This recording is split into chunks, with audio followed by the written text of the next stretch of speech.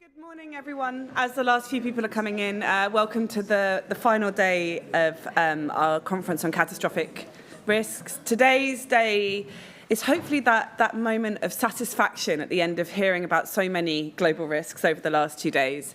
And we've titled that Global Solutions, moving towards thinking about how decision makers, particularly policy makers, can really play a role in delivering solutions, whether those are preparedness or the analysis and understanding of risk. And we're going to start today with another of our framing talks, this time from Paul Ingram, who you have more often heard in the last 2 days talking and supporting other talks, but today we're going to hear about some of his work from before the time he joined CSER and how that's connected to his time at CSER. Paul will speak for half an hour, and then we'll have an hour with Clarissa, who is our final research associate at CSER working on a science of global risk on our approach to science-policy interface. Just a quick warning, actually, before Paul comes on. This morning is quite long, but as a reward, this afternoon is quite short. So we will be spending the next hour and a half here, then we'll have a shorter coffee break, and we'll spend from 11:20 to 12:50 on the panel discussion like the other days. And actually then we'll just have a quick 10-minute break and have our final keynote from 1 till 2 o'clock so that you can leave then if you're not attending this afternoon's workshop, and there will be no lightning talks this afternoon. And there are still a couple of places at Clarissa's workshop this afternoon, so in that coffee break, you can sign up at the reception desk. Anyway, so back to Paul. So Paul Ingram is a senior research associate and academic program manager at CSER. He was previously the executive director of the Transatlantic British American Security Information Council, otherwise known as BASIC, until 2019, and then joined us, I think, last November, Paul, if I'm right. And he was speaking to us today about some of that work that he's done previously in the nuclear policy space and how it links to global solutions more broadly. So, Paul, over to you.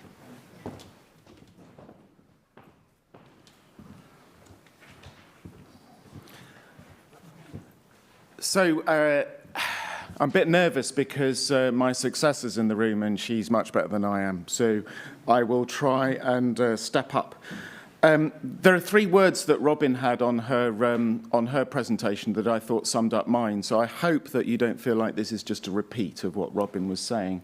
But curiosity, humility, hope, I think they're important. My intentions today is to talk about models of change, talk about a life-changing moment for me, a trigger that has structured a lot of what I've been doing ever since. That was in 2009.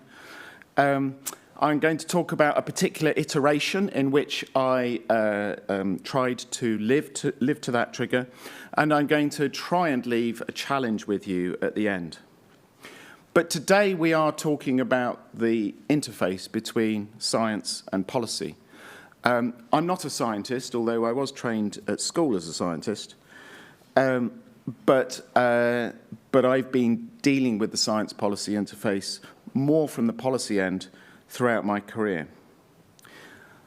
Often with science-policy interface, people think of it as scientists going away, beavering, doing the work, coming up with some ideas, some solutions, and then trying to influence policy.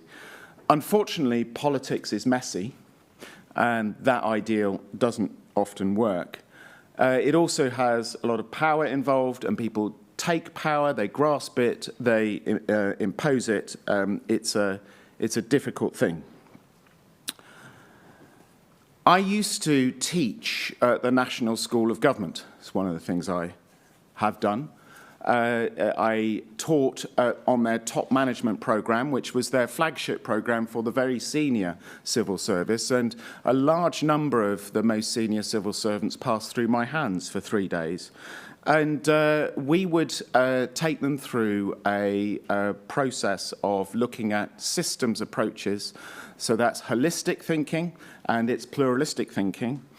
And I would be explaining many of the tools, some of the tools you've already been using in the last 3 days, such as influence diagrams and others. And I would be doing this because I believed at the time that they needed to change because they needed to listen to people like me.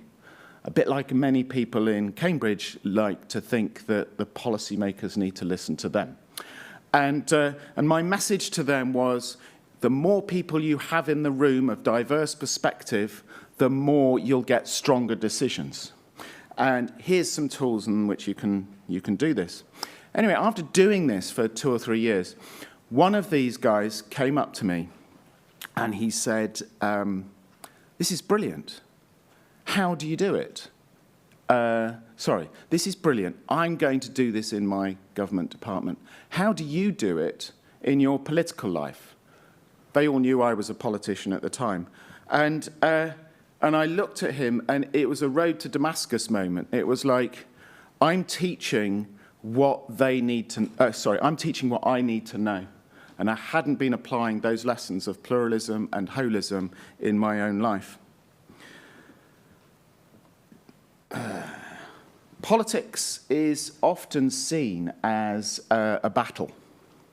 And if you are in the weaker side, which I always am, at least I always believe I am, then the way in which you prevail in a battle is you make allies. And you bring your allies together, and hopefully once you've brought your allies together, you then can meet your opponent on the battlefield and prevail. And that's what most people think. And you're going to win, obviously not by sticking a spear in your opponent, but by winning the intellectual battle. And my experience over the years is that this is a million miles from an effective model of change, but it's one that most people, including myself, absorbed and stuck to. His challenge to me was, systems thinking seems to work really well when you are a bureaucrat and you are trying to issue instructions or involve stakeholders from a variety of places, and you have good intention. The trouble is, for the bureaucrats, is that there are other people involved in this system, and in particular, these people. And these people don't generally tend to think very much about systems thinking. The politicians, they are involved in the battle I was just talking about. So I was given the challenge by my mentor at the time, who in the dim and distant past was a professor of astrophysics here at Cambridge, but who then devoted his life, amongst other things, to systems thinking and approaches. He said to me, Paul, look, I have no answer to this question about how you apply systems thinking to politics. That's your task. And so I've been thinking about this ever since. This was in 2009. But I'm going to take you back a bit in time, because there's something relevant here about my own personal story. When I was an undergraduate, I got involved in the peace movement. I would break into air bases like RAF Upper Heyford, which is 12 miles north of Oxford, and plant flower bowls beside the runway. Spent a bit of time in prison and organised demonstrations. I was a crusader. I knew I was right. I knew I was right. I knew it deep down. And other people had to change. And nuclear weapons, from my mind at that moment, were the biggest catastrophic risk facing humanity. Many of us still think they are. But they certainly were at that point. It was undeniable. We were in the middle of a Cold War, or we were actually, at this point, we were just coming to the end of the Cold War.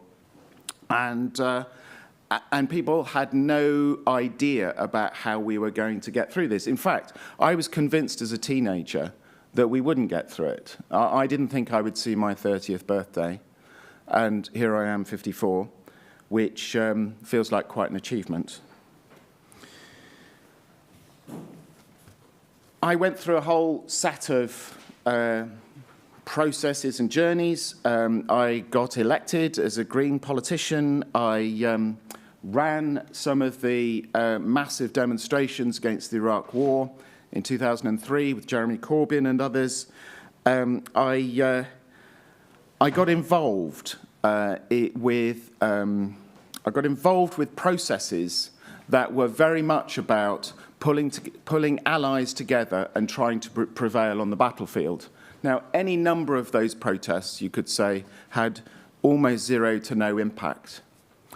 I experienced that TMP, that top management program experience that I described earlier, and I decided I needed to change direction. And what I did was I set up the Trident Commission under BASIC, and I populated it with people who profoundly disagreed with me, and one or two others who secretly agreed with me, like Martin Rees, and like Des Brown, who had recently been the Defence Secretary, and who I had debated on panels with head-to-head, but who had, since leaving the Defence Ministry, had come to realise that some of the black and white processes were inappropriate. I sat with them for 3.5 years, and we talked about British nuclear weapons policy, and they had a lot of people influencing them from behind the scenes. I just realised I have no timepiece here, so I've no... Oh, yes, I can see where I'm going. Okay, and so I'm going to have to hurry up.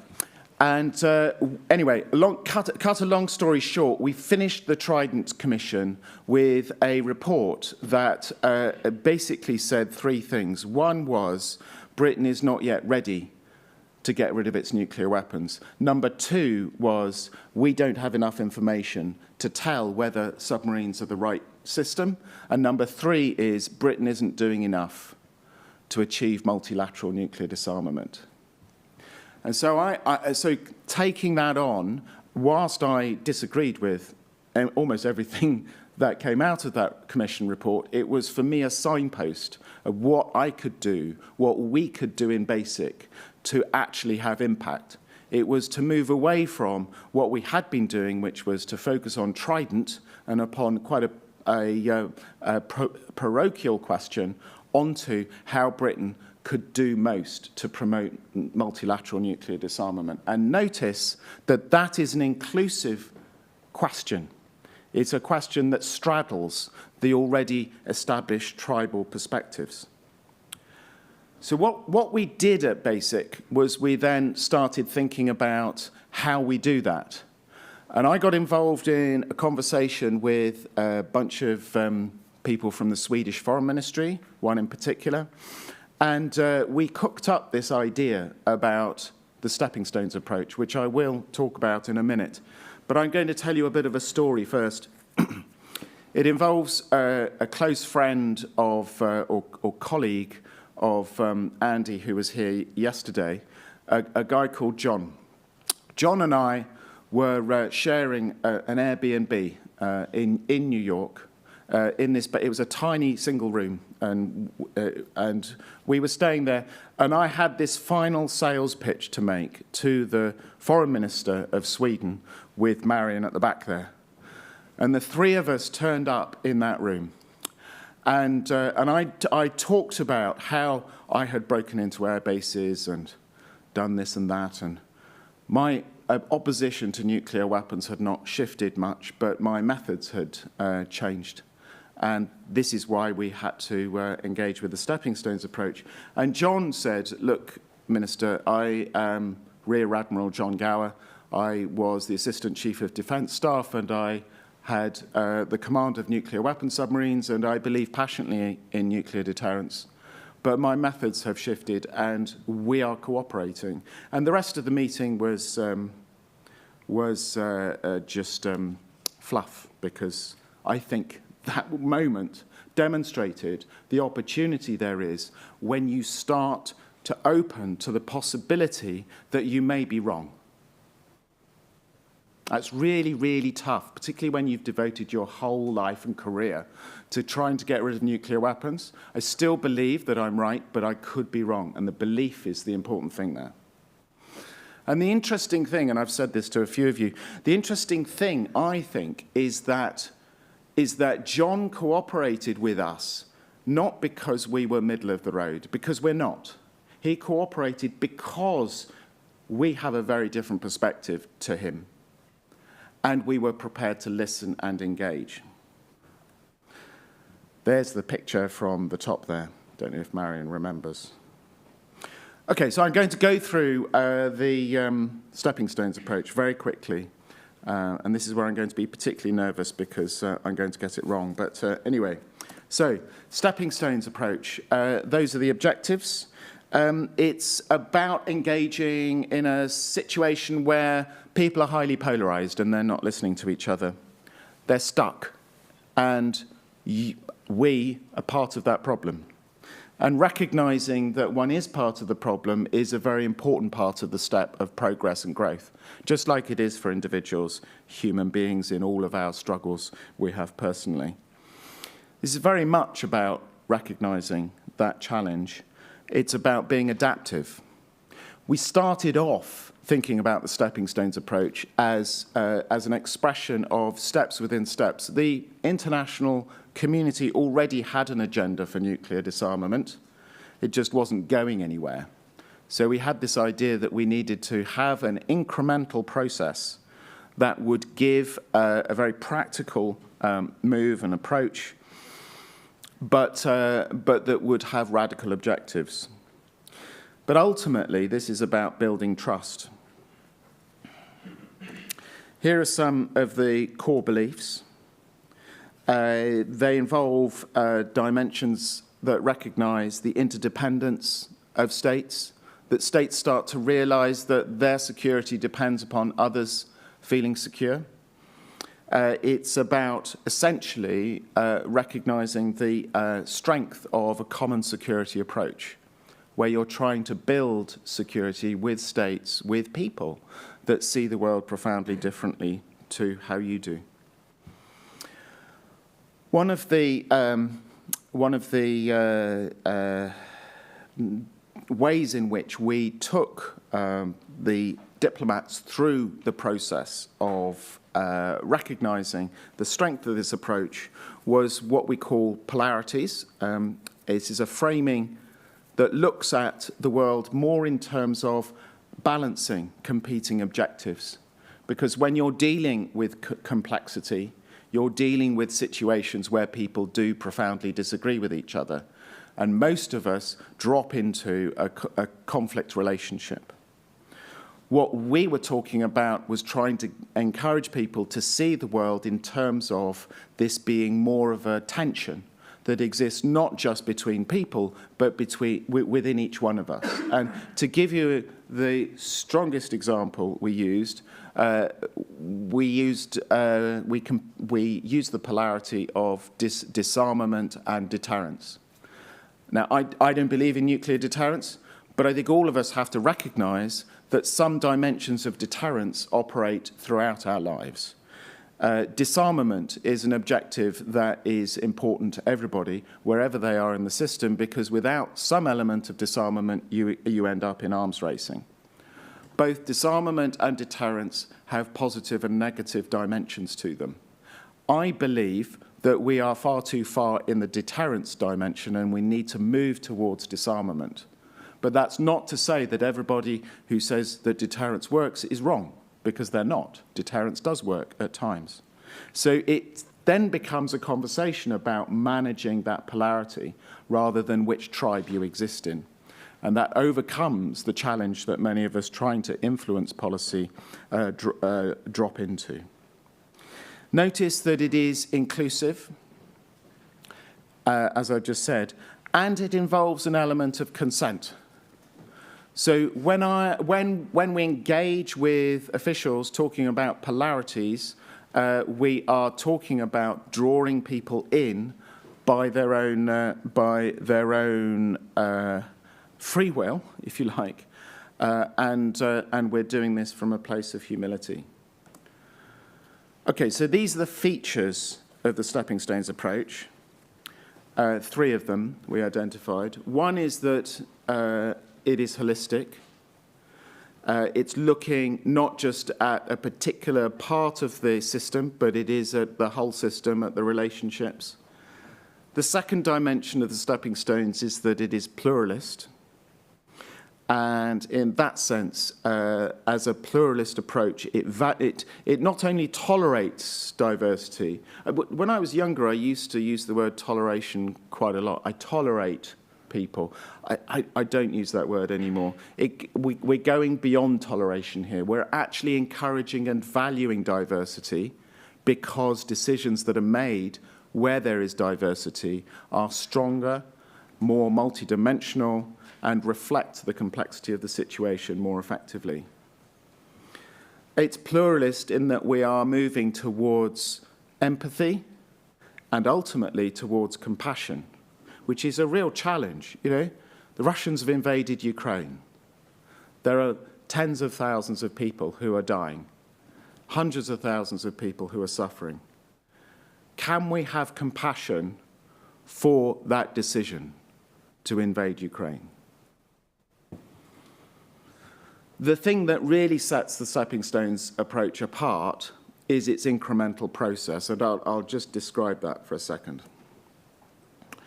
It's a cycle, and we'll start at the top. It involves stepping back and looking at the world, and academics should be able to see that process quite clearly. It is about analysis, but it's also about acceptance, and that's the real challenge. It's a challenge for me. You know, I live in a world where countries use nuclear weapons in order to develop and trade power. That's the world we live in. Now, when I accept that, I'm not saying it's okay. What I'm doing is that I am recognizing that that is the world I live in, and from that world, I can now start to act in ways that try to shift that. But if I do it from a place of resistance and frustration, then I immediately fall into a conflictual process, and it's much more difficult to engage in policy conversations. Now, I emphasize here, this is one mechanism for achieving change. It's not the only mechanism, but if one is engaging with policymakers, one has to do so with compassion and an open heart. The second step is about having the vision. Now, the vision that we were using was a vision of a world free of nuclear weapons. But there's all sorts of visions we can have. The crucial thing about a vision, and the thing that it took me a while to really grasp here, is that it's not an end point. It's a guide star. It's what guides the next step. So when we have a guide star, it means that we have to recognize that we may never get there. Because that's not the purpose of a guide star. The purpose of a guide star is to guide your action. And it's important to recognize that we may never get there because the pathway is deeply unclear. Marion and I have spent ages trying to think of images that convey this idea of uncertainty and ambiguity when it comes to the pathway. But it's really important to have that uncertainty, and I'm realizing I'm out of time, so I'm going to just quickly go through the rest of it. The modest actions are early and frequent and often, but they are modest, and they take as many people with you as possible. And then, of course, you have to evaluate and adapt, and adaptation is critical to this process. The Swedes picked this up. They convinced 15 other countries to become part of the Stockholm Initiative. And that Stockholm Initiative is one of the very few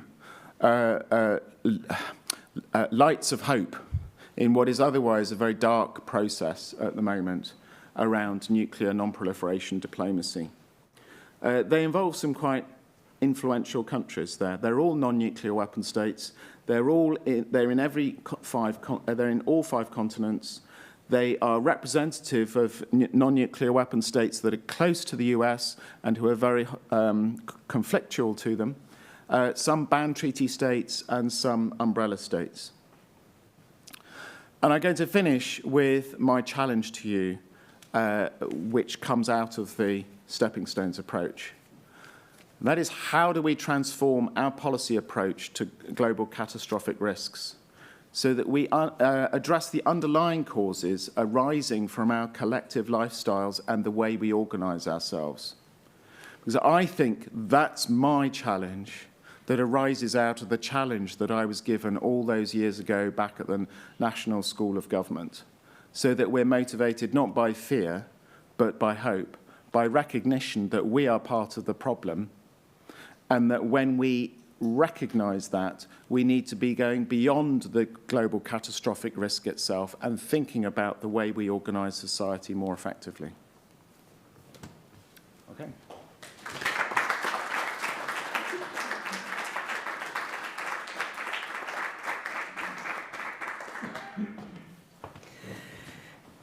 Thank you, Paul, and thank you for framing today's discussion so well. We'll now move on to our first keynote of the day from Clarissa Rios Rojas, who's a research associate in public policy for CSER.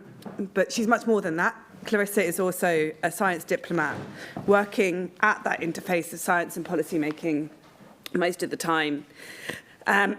Making those networks and systems that Paul talked about so eloquently.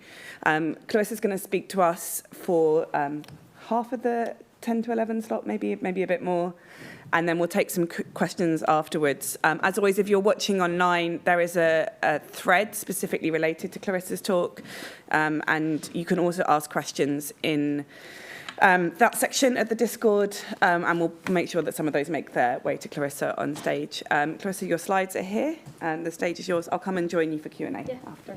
Thank you. Hello, everyone. So I would like to start with something that happened today in the morning. I was trying to look at my presentation on the bus, and then I got an email. And this email was from a contact that we have at the UN, and he was telling us, to all the experts that we were invited last week to a roundtable, that these proposals are going to make it to the high-level advisory board for multilateralism at the UN Secretary General. So I immediately scrolled down to see what are these proposals, are my proposals there, and one of the first things that came out was the Science-Policy Interface.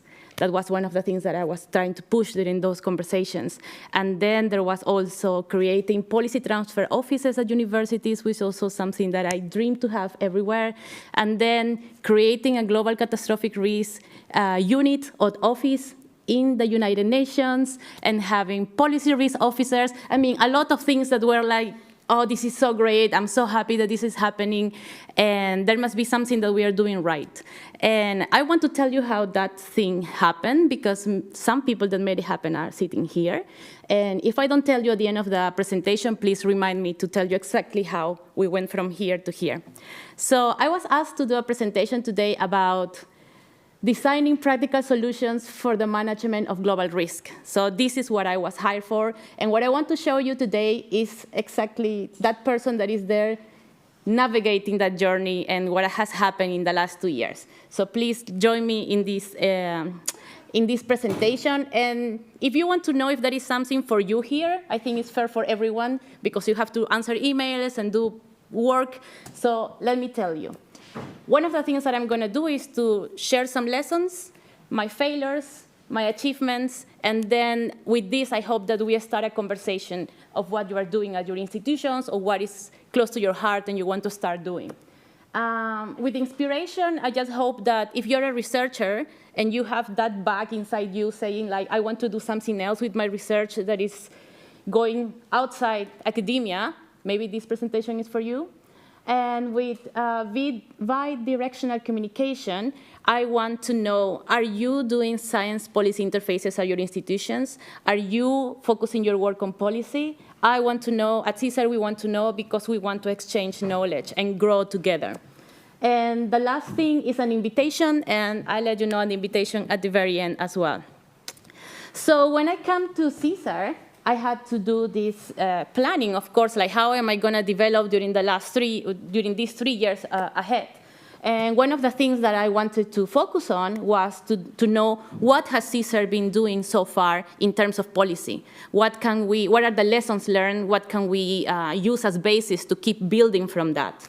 The second thing was to map stakeholders. With whom have we been working? Whom do we need to reach out to achieve GCR prevention and mitigation?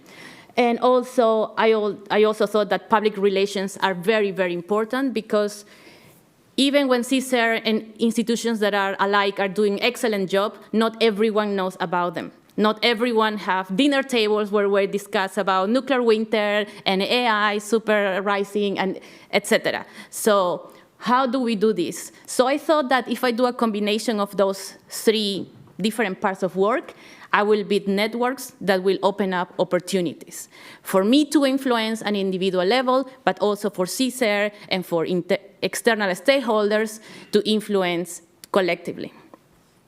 So the first thing, of course, that I did was to do a set of interviews to some researchers at CSER to know what has been working well, and that has been presented in this report that was launched last year.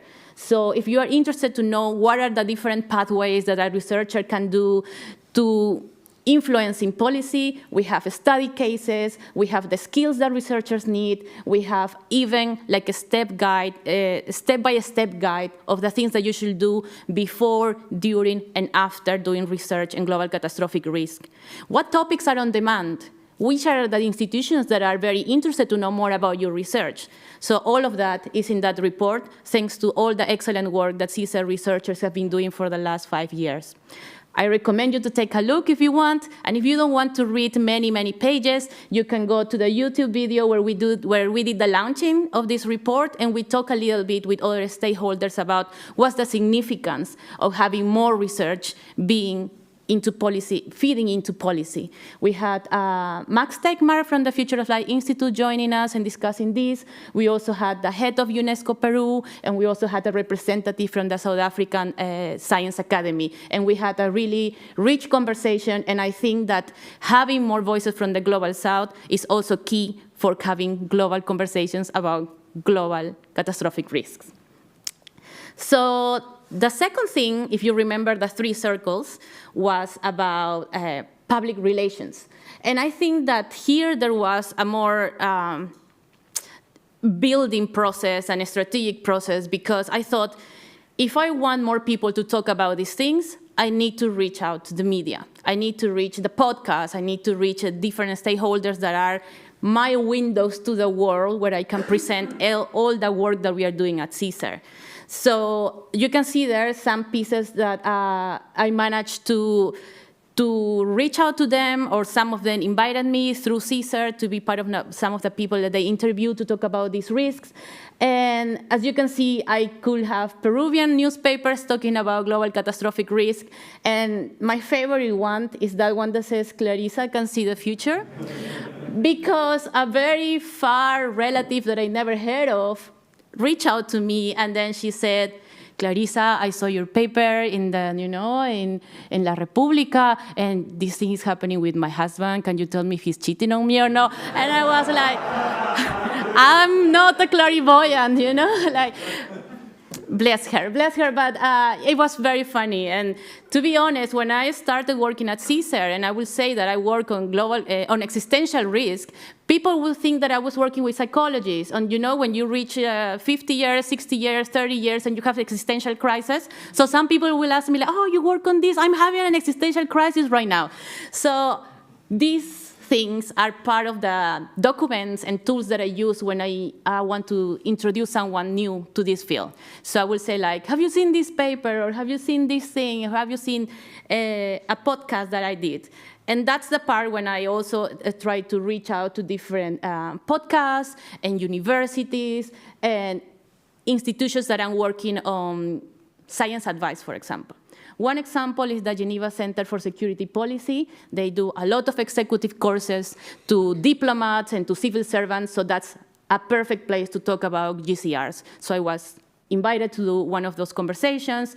I also was invited for the BWC, La Biological Weapon Convention, so that's another excellent place where we can start talking about biorisk and then bring people to talk about global catastrophic risk in general.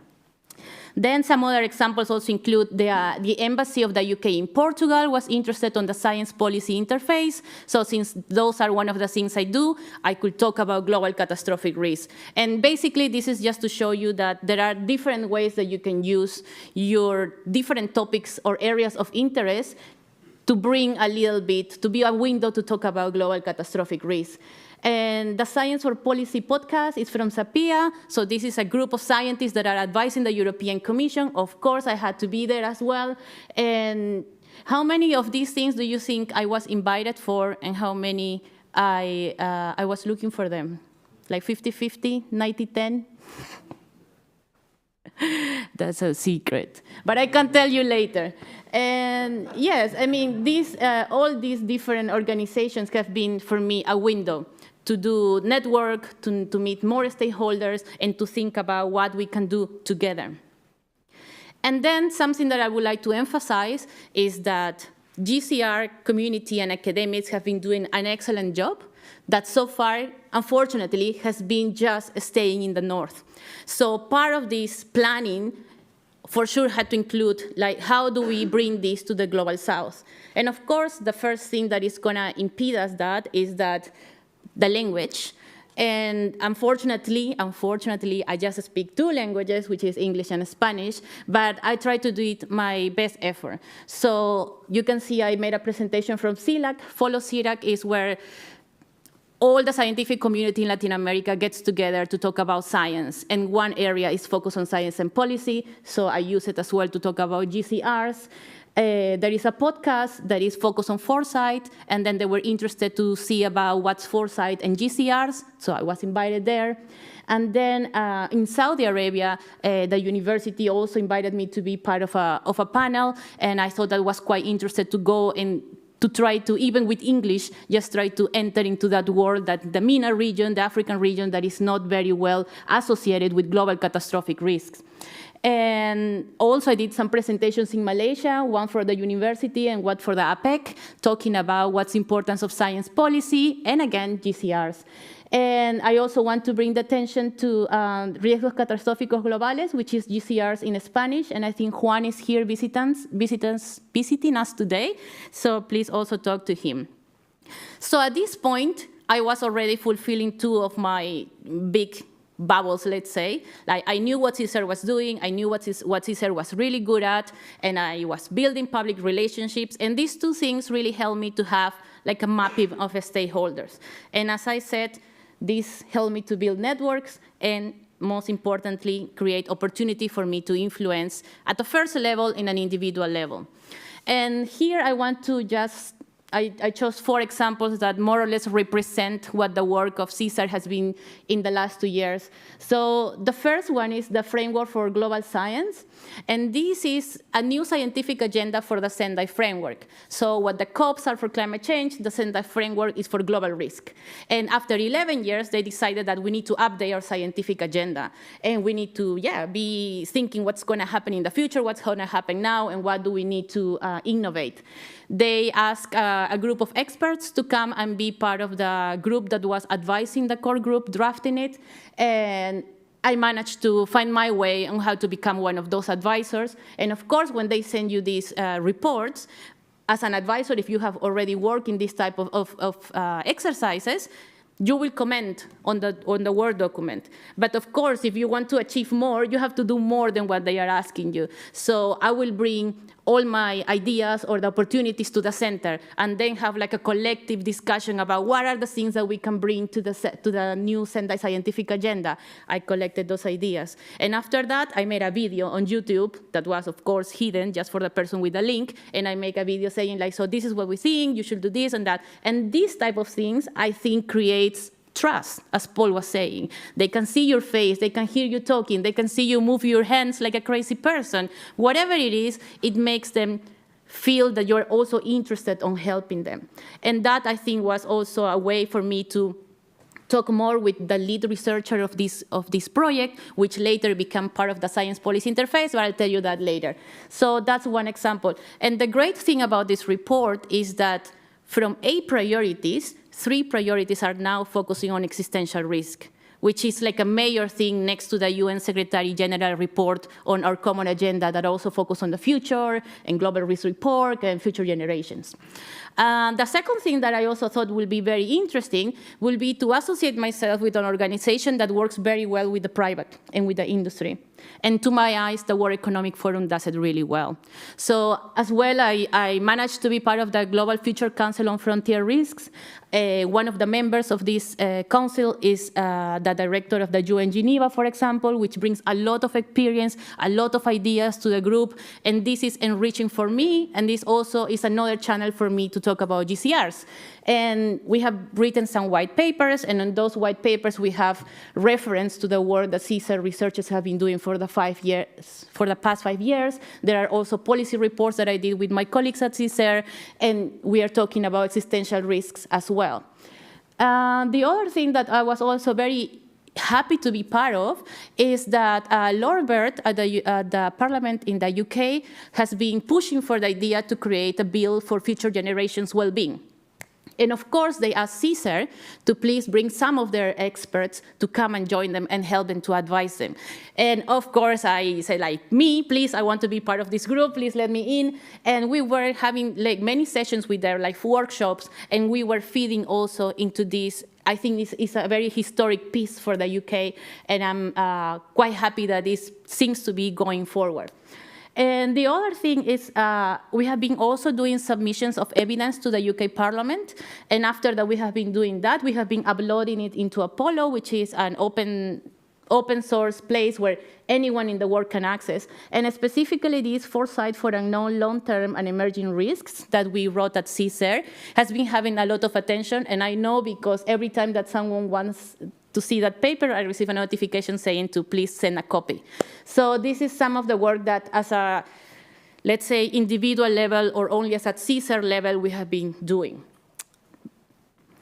The other thing that this work has led me to is to be part of major, to advise in a major way, let's say, or like, yeah, a little bit zoom out.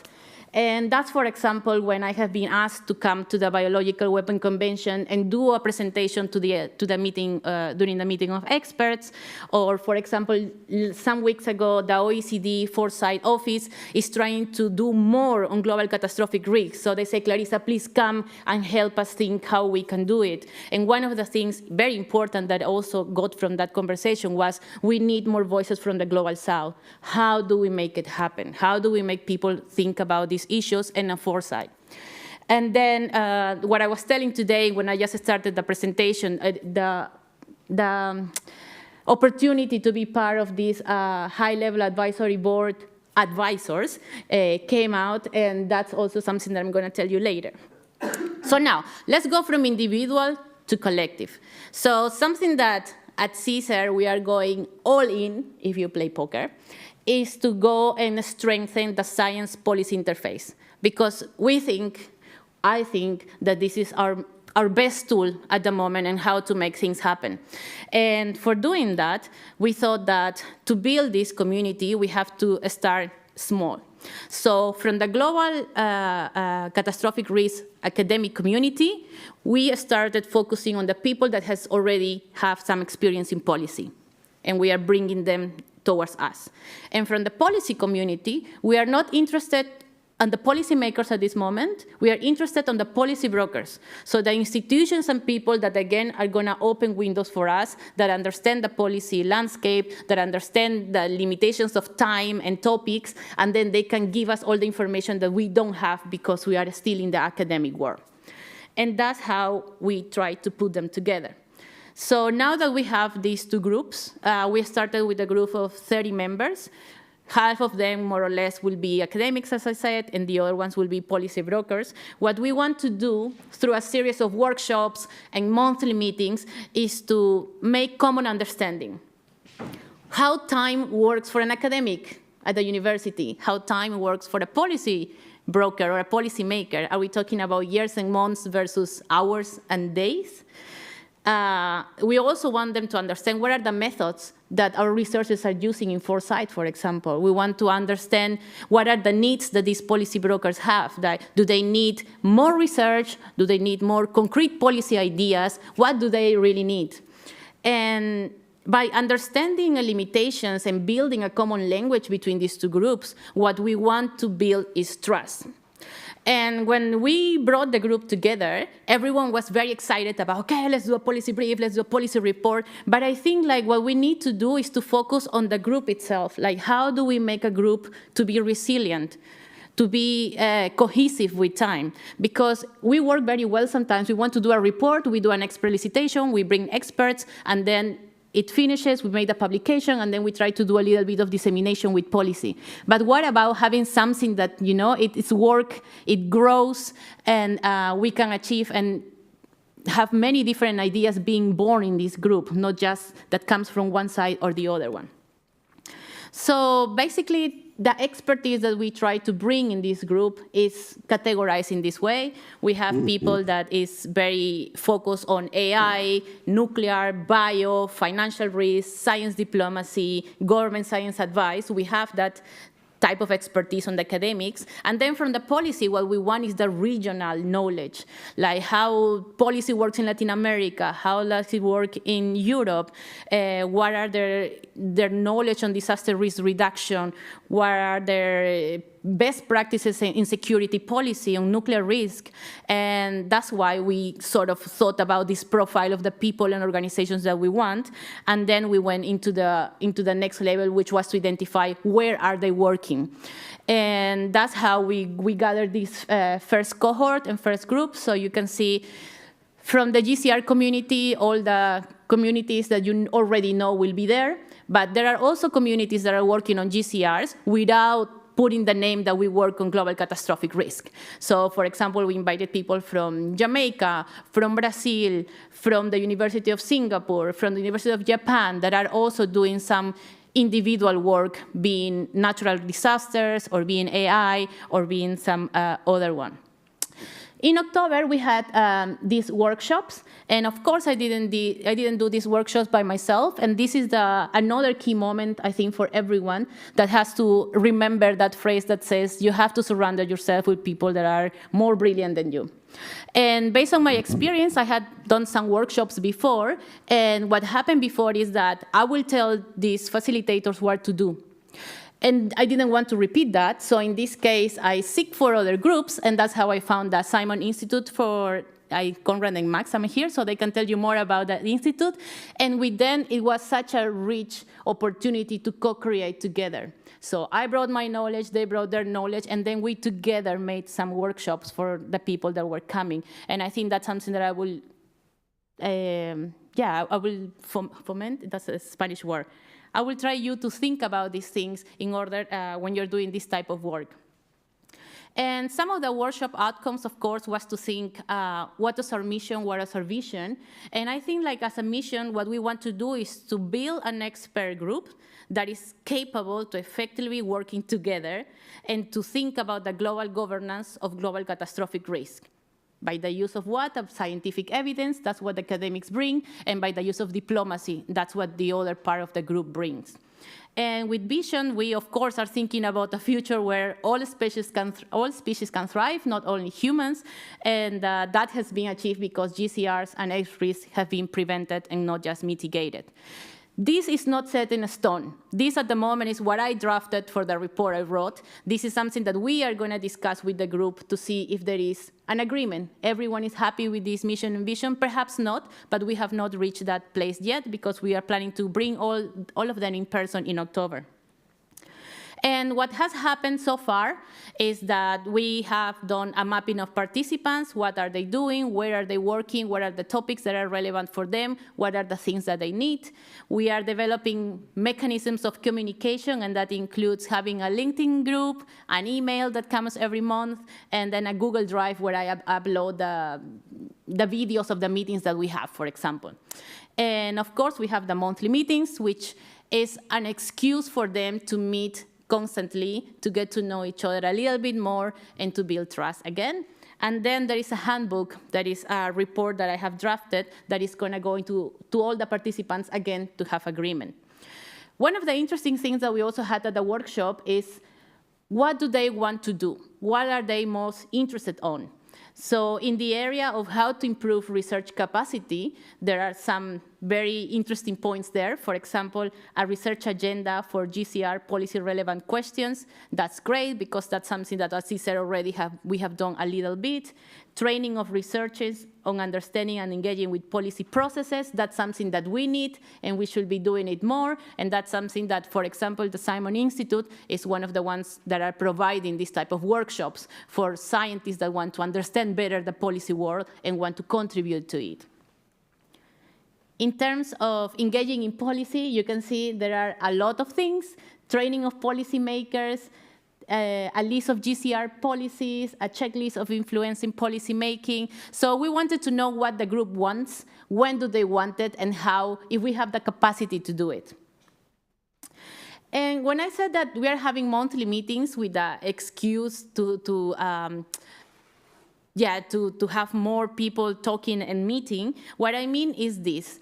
At this point, there are like 3 different testing processes, let's say. The first one was to bring them together to use, for example, one of our first meetings was focused on a policy brief that one of the members wrote, and then she wanted feedback on it. So it was just feedback. The second meeting was about sharing the best study cases that we have had in the Science-Policy Interface. Okay, and the third one was one of our members has built an Airtable, like an Excel table with policy recommendations based on, I think, 500 scientific articles that he has written. So with this, I wanted to test how many people come. Are they doing feedback to each other? Are there meetings happening after the meeting has finished? Are they meeting in person? Are they meeting by themselves later?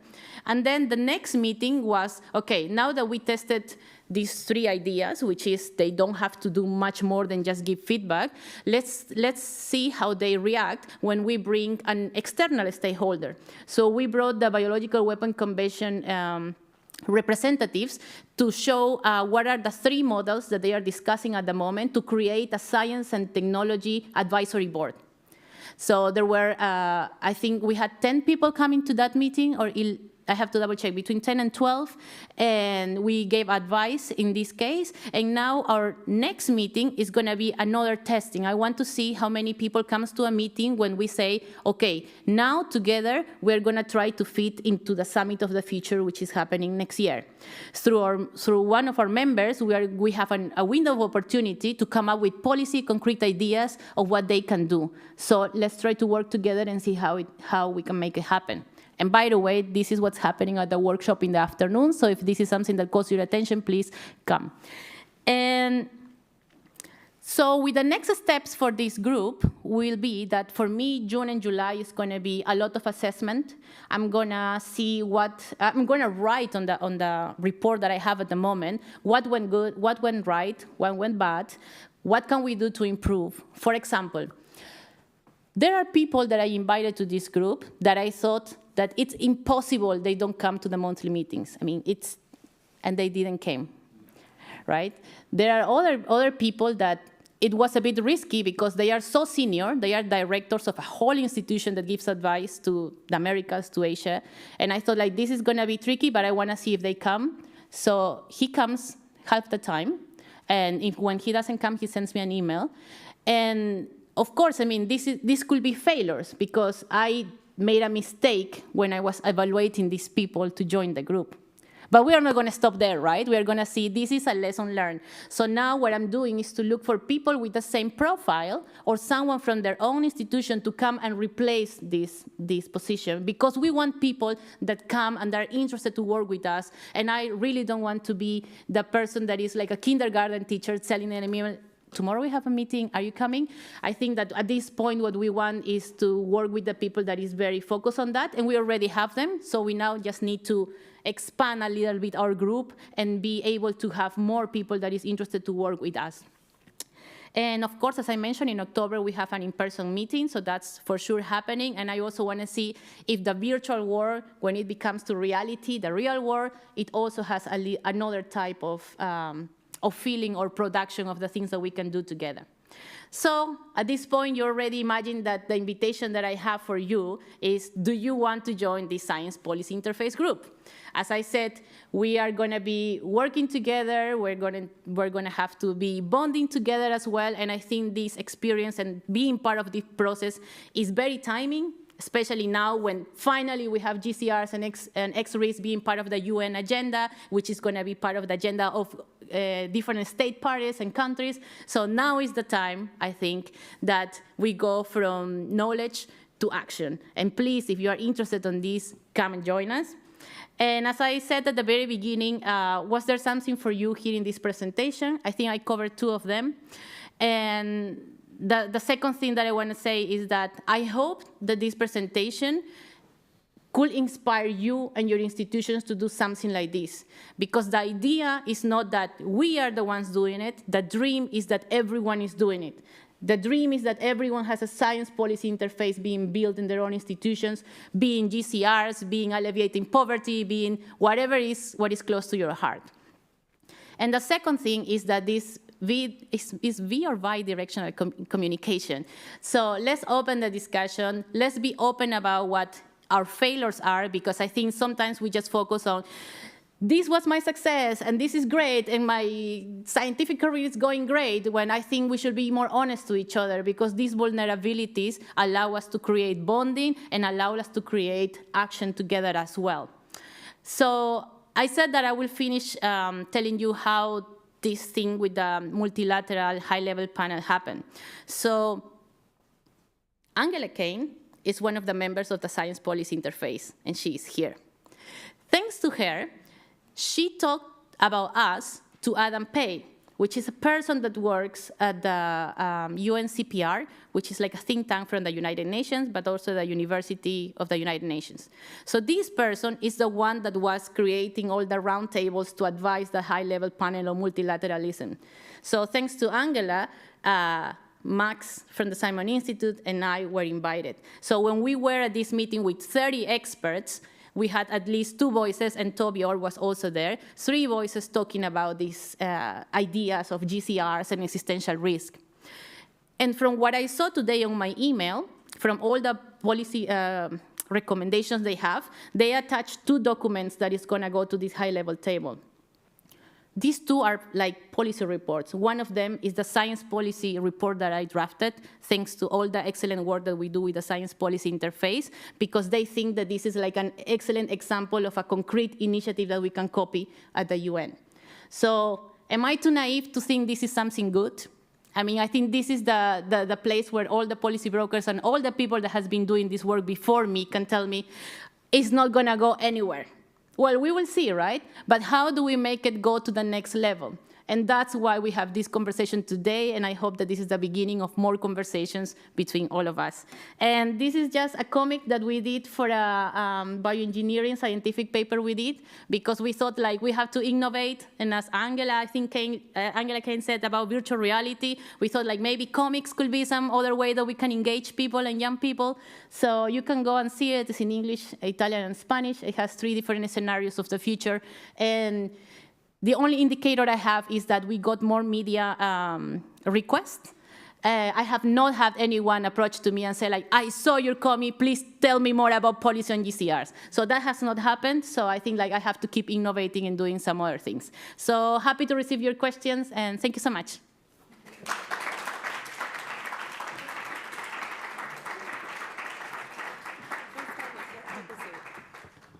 Yeah, whichever one you like. And I'm just going to get,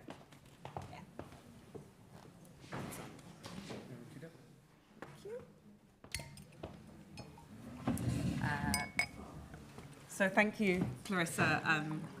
And I know how much work you put into that, and it was so great that that email came this morning, because I think it really shows that often quiet pushing and pushing and pushing to get something done that you and Angela and our colleagues from the Simon Institute does eventually lead to something fantastic. And I'm glad that happened during the conference. I have a couple of questions from Discord to start with, from several of our friends who've been there for most of the last 3 days. And firstly, Pablo Suarez has a lovely question for you, Pablo from Boston, who you met on the first day.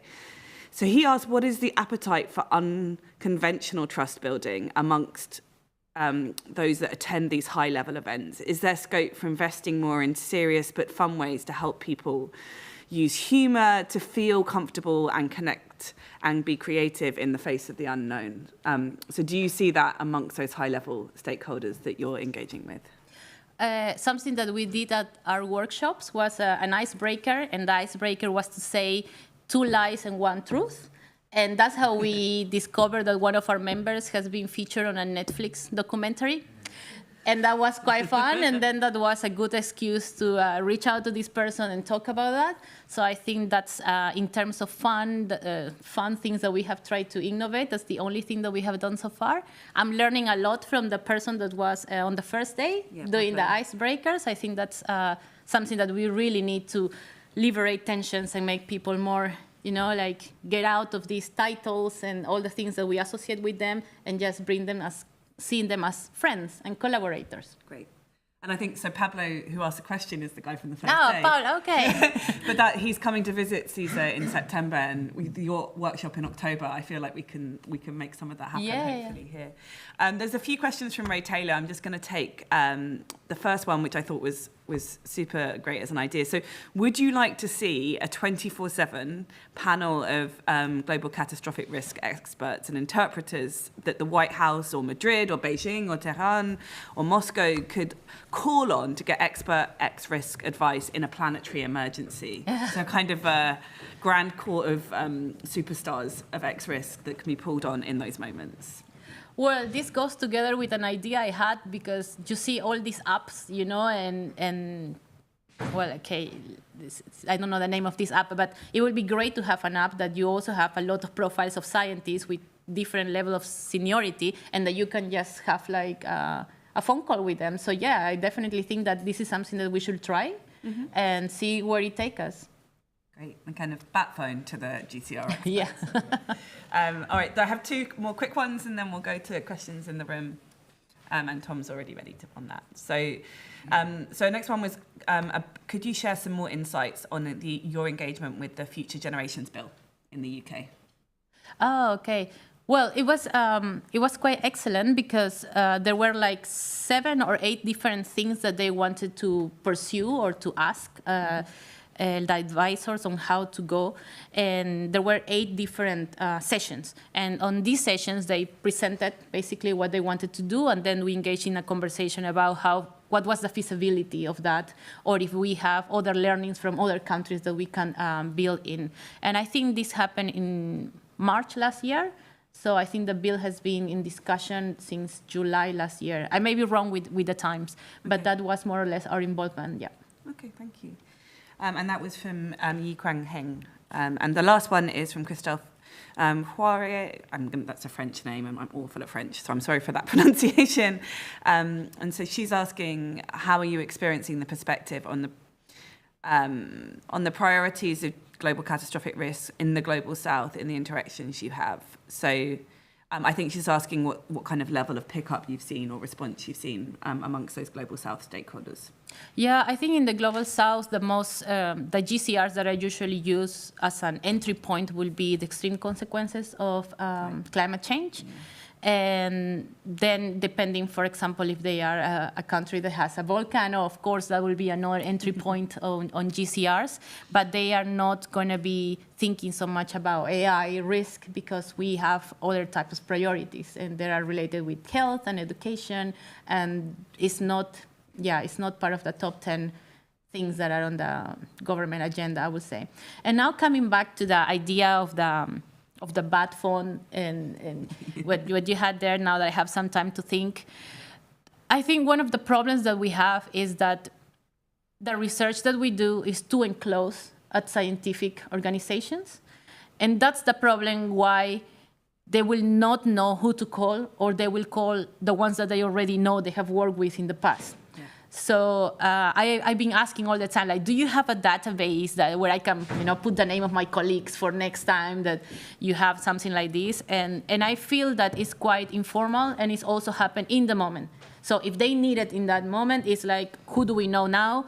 How can we connect with them? Call them or invite them, right? So it would be great to have someone in your institutions working in how to reach out to this, to whatever you want to influence, and make sure that your name and your expertise is part of the database that they have. So this is a job that sometimes I do, but I think that this is something that centers should be more focused on how to do that. And another way to do it is to, every time that we have a scientific publication being produced, what's the policy aspect that we can exploit, let's say, from it, and immediately do like a policy brief or do like another, I forgot the name, but something that can be a one page that then can be distributed. Because when you talk with policy brokers and policymakers, I think everyone will tell you that they don't read scientific papers. So they will read a summary of them, or something they saw on the news, or something that someone that they trust told them about that a specific thing, being climate change or being lead poisoning, I don't know. Yeah, that's a great response. Okay, Tom, take one. Thank you very much, Clarissa. Gordon Glass. Building trusted network is clearly essential, and I also want to start by saying I really appreciate the cell in your presentation, because I want to be involved. But trusted network is the first step, and I wonder how much you've considered digging deep into people who understand the powers of persuasion, like corporate lobby groups use to really influence people. And there's a large volume of work from the advertising industry, for example, about how persuasion works. And particularly, one good example would be to turn a boring scientific paper into a sales letter to persuade. And I think there's a real step change in communication that can happen that way, as well as many others. But the question is, have you paid much attention to this? You're clearly good at it yourself instinctively, but I wonder whether you look at the methodologies. Yeah, definitely. I think my friends laugh when I said that I stalk all the people a lot, but it's true. Like, I go to the internet and I read interviews that they have made, or what does it say, their bio, what they have been working on, before I approach anyone. And I think that's something that I also learned from, I forgot his name, but he was the head of the science policy work at the OPCW, Chemical Weapon Convention. And he told me, for doing this job, you have to become a super diplomat, and a good one. Because a diplomat will put his or her shoes in the other person and understand what do they need, how much time they have, like what are their passions, and all these things. And once you understand that from the other person, then you have a better narrative to come up to them and discuss things, projects, ideas, or even if you need a network opportunity. And this is something that I try to do it a lot, and it's nice. I mean, I learn about the career pathways of all the people that I work with, and I find fascinating what they do, and sometimes I see if they took a course, and I'm like, that course looks interesting, maybe I should take it too. So it also plays good on my own personal benefit. So I think, why not to do it? Hi, I'm Marion Messmer. Thanks so much for your presentation, Clarissa. I'm the co-director of BASIC, and for those of you who don't know us, we work mostly on reducing nuclear risks. I found your science policy group really fascinating, and I have two questions about it. So when you were presenting your framework, you made a distinction between doing policy change through an individual approach or through a collective approach. So I was wondering how you selected the members of your group. Was that through the individual networks that you built up, or was that through a collective approach, or somehow differently entirely? And then the other question I have is, where do you see this going next? So you mentioned that a lot of it will be created by the group, but if you could sort of choose what they work on next or where you go next, what would your vision be for it? And then finally, I'll just also say, we're doing something similar but different at BASIC. We've got a network that specifically looks at next generation experts and researchers and future policymakers who work on nuclear questions. So if this is something that you're interested in, or if you're also interested in the sort of next generation aspect, then I'd love to connect and talk a bit more about that. Thank you. Perfect. I think it's a little bit of both. For example, there are people in my network that I know they are excellent on the things they do. So some of them I invited to the group. And then, especially in the Global South, I had to make a big effort to look for these people. So I will go to conferences that are working on, that are discussing science policy, and then I will go to the session that is on global risk. So not GCRs, but global risk in general. And that's how I got to know Crystal Fury and other parts of the member. That one is an expert on risk communication, the other that's from South Africa, the other one is an expert on risk financing from Singapore, and that's more or less how I started inviting them. I made a big effort to bring people from the African research capacity, so if you're looking at us, please contact me. It has been impossible. I think I contacted 5 different people. One of them said yes, was an expert on gender and Africa, global risk. And then 1 week before she said, I'm not coming, and she didn't say anything more. So I was like, no. And that was, it's part of the learning. I definitely have to make a better effort. So part of my plan this year is to visit the Center for Strategic Futures in Singapore, to get to know a little bit more what they do and how they connect to the Southeast Asian region. So more experts, more people, more network, please just let me know. And then the other idea is to visit the African research capacity. So if you are gonna see my emails, please respond, because I would like to visit them, and then from South Africa, see how the region is also moving. But if that's not happening, I already saw that I'm planning to go to the UN to do what I was planning to do there in the South Africa office, to go for some weeks and also get the connections with the Global South that they have. We already discussed this, so I think that this is probably what's going to be happening most. And the third question, I think, is what's my idea happening with the group? So I think my dream is that the group keeps growing, because I know not everyone is interested about one topic, or not everyone has the capacity to come when we need them because of their lives, their work.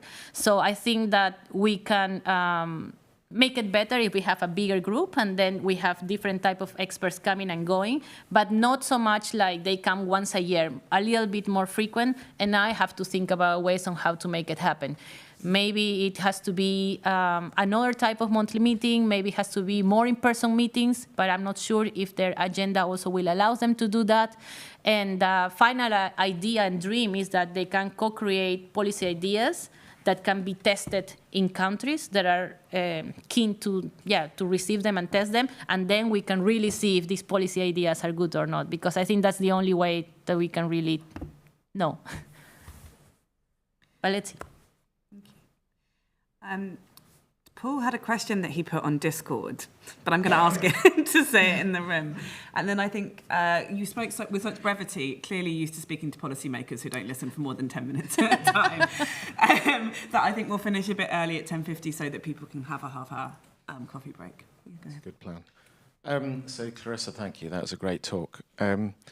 What do you think is the right balance between engaging a broad group of policymakers on specific policy requests, with a traditional political campaign on a particular issue, and long-term relationship building with particular policymakers that then become advocates themselves?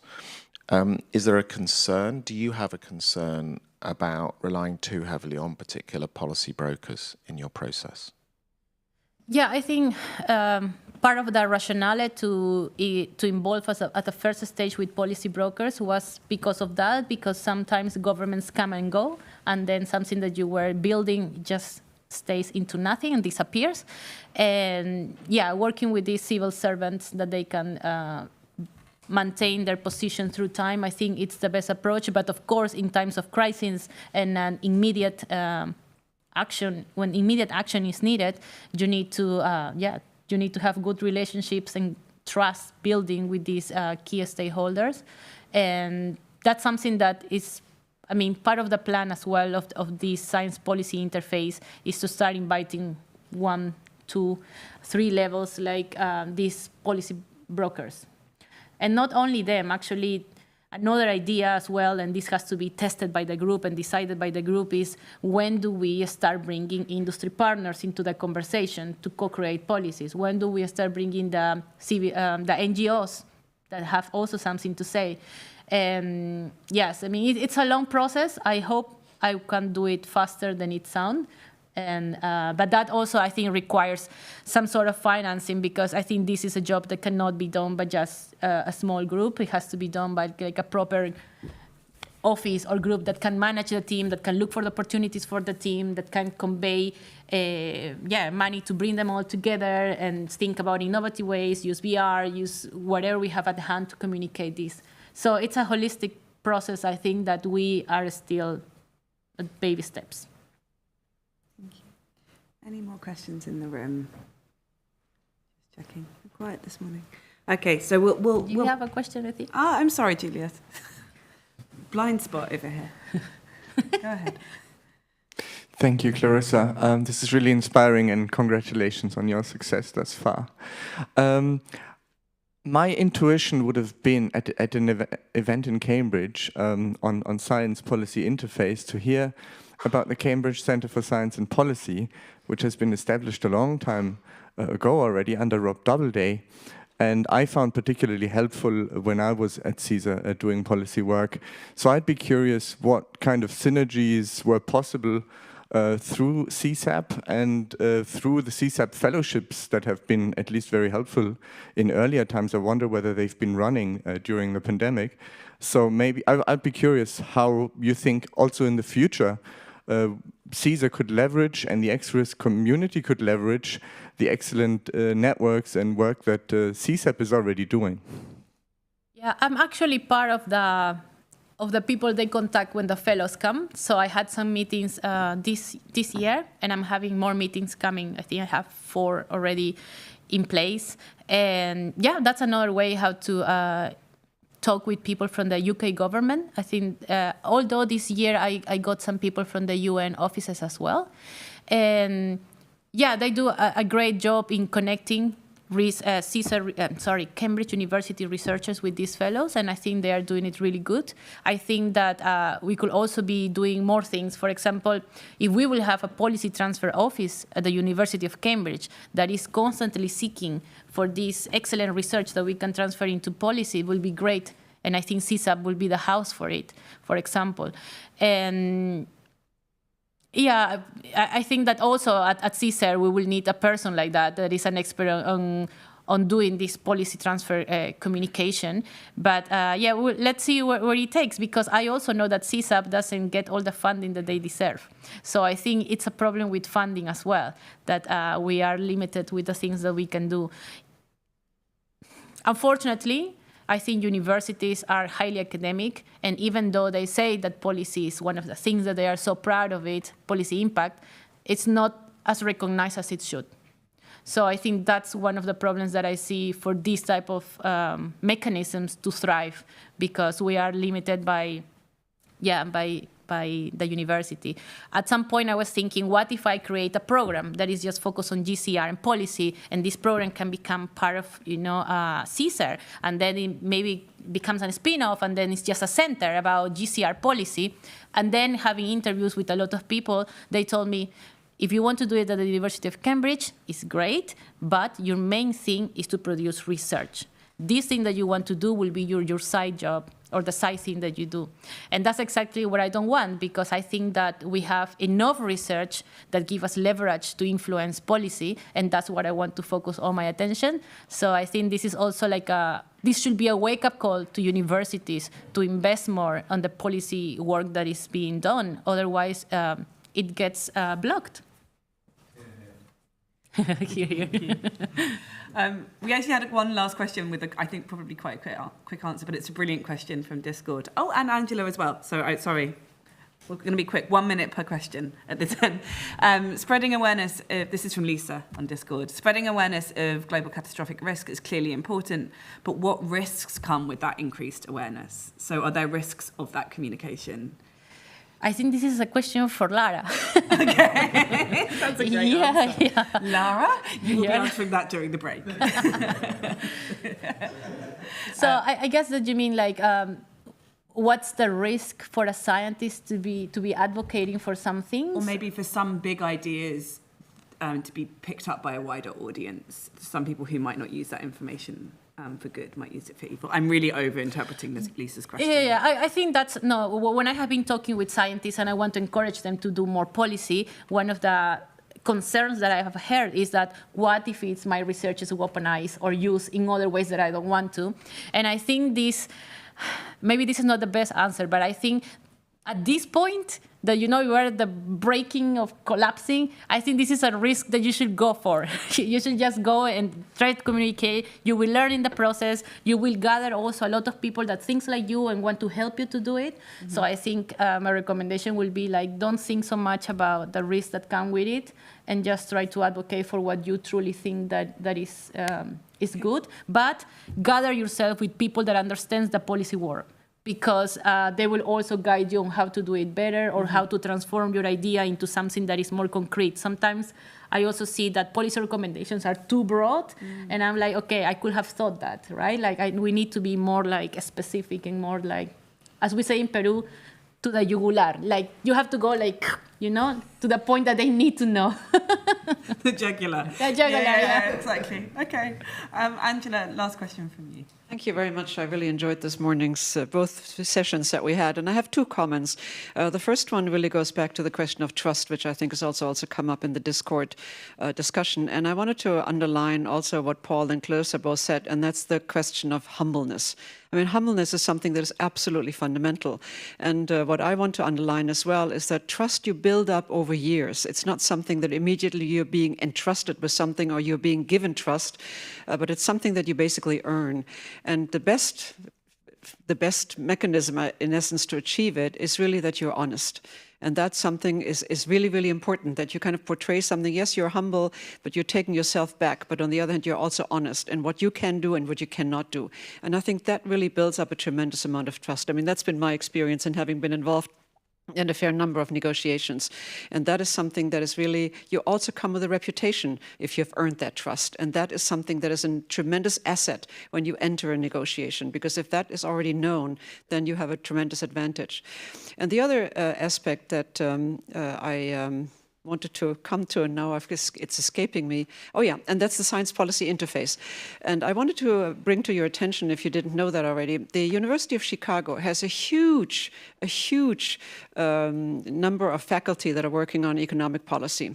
I mean, it's really huge. There are various institutes, they're very well endowed, and there's one person who is absolutely crucial, and that person basically comes and talks to them about how do you actually bring about the science and bring it to the attention of policymakers. It's basically a distillation of the science policies that actually can be brought to policymakers and to politicians. And it's an extremely important job that I think does not exist at many universities, and I think it should, because it's something there you have a tremendous knowledge that exists, but it is not mined as a resource, and it really should be mined as a resource. So that's just what I wanted to mention about the policy science interface. Thank you. Thank you. Great comments at the end. We'll take a break now until 11:20 when we'll come back with the final panel focused on the science policy interface still.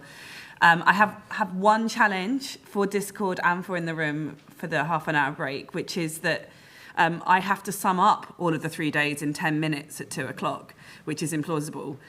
So I would like to hear on Discord and in person, although I'm not sure I can speak to all of you in the break, what would be your one sentence to sum up the last 3 days, bearing in mind that we still have some excellent content to come. So yeah, see you at 11:20 when Paul will lead the panel. Thank you.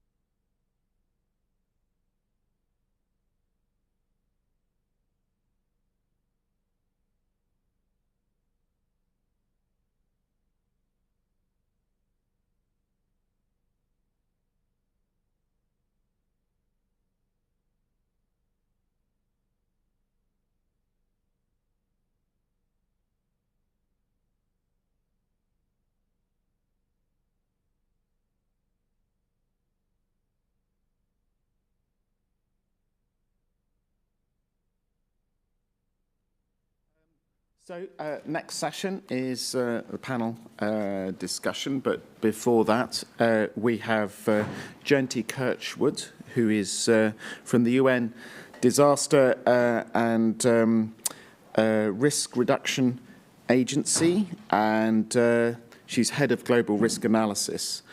Now, Jenty has a long career in many, many countries, which I'm not going to list, but much of the focus has been on climate change and disaster management. And Jenty's going to discuss with us UNDRR's work on systemic and cascading global catastrophic risks, which is an area I think that we at CSER are particularly interested in, so I'm going to be paying a great deal of attention. Jenty, the floor is yours. Thank you very, very much. So I have to admit, it's a bit of an intimidating audience. I am not a PhD. I have not wrestled a cobra. And the only thing that you will find in terms of black and white answers today is probably in my outfit. It's a very messy area that we work in. And it's particularly messy because I see that actually on the screen is the zero draft of the presentation that I was going to make today. It's not so different, but there'll even be a couple of typos and things like that, because it seems like it may have been a bit of a mix-up on the version that made it onto the screen. No big thing. And I'm just checking if there is a time display here. Otherwise, I would beg somebody, there we go, to be able to cut me off and wave as needed. So I'm from the United Nations UNDRR, Disaster Risk Reduction Organization.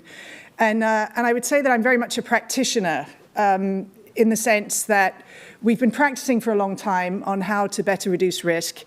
But it's very clear that to some degree, under no circumstance should we be calling ourselves experts. Because the first slide that I wanted to put here is very clear that we've clearly not been doing it right. Risk is increasing, and our global systems are not sustainable. Now, what that chart shows you is basically the correlation, it's not causation, but it is a correlation, between a reduction of poverty and an increase in consumption. And this is a really big fundamental problem, and it goes back to how are we going to begin to transform our systems if basically our Sustainable Development Goals look at trying to increase prosperity, but in doing that, we're not able to stay within our ecosystem limits. And that's a huge fundamental problem for how we approach work moving forward. And similarly, we've got another core challenge here, which is that disaster and economic losses are increasing. It's very, very clear. Look at that chart up on the top. This shows that we've not been doing enough. Frankly, our team, our organization, our global efforts are not managing to address disasters or economic losses anywhere near to the extent that we should be. And of course, that trend, if you like, was already kicked off with a relatively high curve before we threw on the additional issue of climate change, which by its nature is increasing the intensity and the volatility of exactly the events that were driving disasters. So we've got to recognize that not only were we not necessarily doing enough before we really began to recognize the climate change threat, but we've really got to redouble our efforts and do things differently. Doing more of the same is probably not going to be an effective challenge based on this, particularly as we see some of the things like biodiversity, which have been a buffer for global sustainability, decreasing. And I think in this audience, many of you would have seen this before. This is from the Stockholm Resilience Center, but it shows, we're breaching a whole series of ecosystem limits. So when we're talking today about global catastrophic risk, I mean, look here on ocean acidification. I don't think anyone's even mentioned that phrase, at least in the sessions I've been in for the last 3 days. And yet we're pretty clear to that ecosystem limit. And for the experts that I've talked to about issues like ocean acidification, we should be pretty concerned about it. So there's a challenge here in recognizing that we need to do things in a different way. And we need to also recognize that risk is essentially contagious. Now, this is a chart that comes from the last GCR report, Global Assessment Report, and it basically looked at multiple breadbasket failure. But if you look at any of the items on that list, actually, they could have been a catalyst. If it's drought, heat wave, displacement, water conflict. When we were playing with the scenario exercises, those who were in the room yesterday, any of those could have been that trigger for that global catastrophic risk. And so what I want us to think about today is the fact that we need to look Yes, at the sectoral specialities. Of course, we need those sectoral specialists. But the bit that I'm most interested in and struggling with and look forward to learning from you all about is the relationships between those sectors. Because if we don't get that right, there is no way that we will be able to, if you like, stop the escalation and the cascading kinds of risks that can take a small virus in Wuhan and turn it into the next pandemic. And I think when we talk about that bit of systemic risk, again, I need to be extraordinarily humble because it's not really clear even what we mean by systemic risk. And I worked with some really great people from the ISC and the RiskCan network last year, and we played around with looking at different concepts of systemic risk, looking at how we can begin to understand systemic risk, because it's a phrase very, very widely used. And this is as close as we got. It's basically a bit of a literature review of various different things around systemic risk. And we could see, yes, we see that there are particular characteristics around relationships, around understanding systems, around scales, around transboundary impacts that we can identify as being the kinds of things that trigger or amplify risk generation. But as you can also see, it's extraordinarily messy. And when we look at the outcomes, we also see that for systemic risk to really take force, it has to be able to look at things like tipping points, breakdown, and system collapse. But that very nature means, how do you prepare for events that are, by their very nature, unknown, unknowable, unpredictable, and underestimated, which is more or less what I pulled from the slide before. And I think that this is something that as we move forward and we look at how to manage global catastrophic risk, it's really important that we stop looking for the magic bullet, the perfect contingency plan. I can remember many, many years ago, I worked in Somalia. And we decided we were going to try and do a really good strategic plan and a really good humanitarian plan for Somalia. And we got a whole bunch of fantastic people in the room, very representative. And we ended up, I think we stopped when we hit something about 60 or 70 different contingency planning variants. And our document had already hit 400 pages. And it became utterly obvious to us that it was going to be impossible to operationalize this thing. You couldn't send a 600-page document to the Red Cross and say, use this next food insecurity season. And so what I'm trying to hit on here is that we need a different type of approach to managing global catastrophic and systemic risks that actually has at its core, we're not going to be able to know, we're not going to be able to properly predict. And we're going to have to recognize that we always underestimate things. So we need to get better at skills like agility, pivoting, learning, listening, and adjusting, rather than assuming we have a form of scientific hardcore knowledge. Now, of course, I was then given the nice task by the organizers of this event of saying, okay, you can lay out the problem and then tell them how you're solving it. And I have to admit, as I said at the beginning, I think there's a lot of ways to go, but there is something that's called the Sendai framework, and I do actually genuinely believe, and this is not only because they pay my salary, that those 4 priority areas are quite a good set of pillars, if you like, for what needs to happen if you're going to be able to address a more complex, systemic, and potentially catastrophic global challenge. You've got to be able to try and understand the risk. I don't believe you will achieve that, but you've got to do your best to try and understand it. You've got to try and strengthen the risk governance arrangements for managing it. If you don't build that into the system, you can have a beautiful report that has nowhere to go or just never gets it across that transboundary element that is critical and essential to understanding these sorts of global challenges. You've got to make sure that there is an investment mechanism that attempts to build resilience before the event happens. This is about prevention, it's about risk reduction, and it's also about making sure that there are financing mechanisms. I mean, you only have to look at the issues around global vaccines in the last few months to recognize that if you don't have that as part of the planning at the beginning, you can go back to square one at the time when you are most needing to be responding. And the final bit is that you need to be building back better, or you need to be learning. So you need to be looking at events as they happen, you need to be looking at issues that come up, and you need to be adjusting what you do.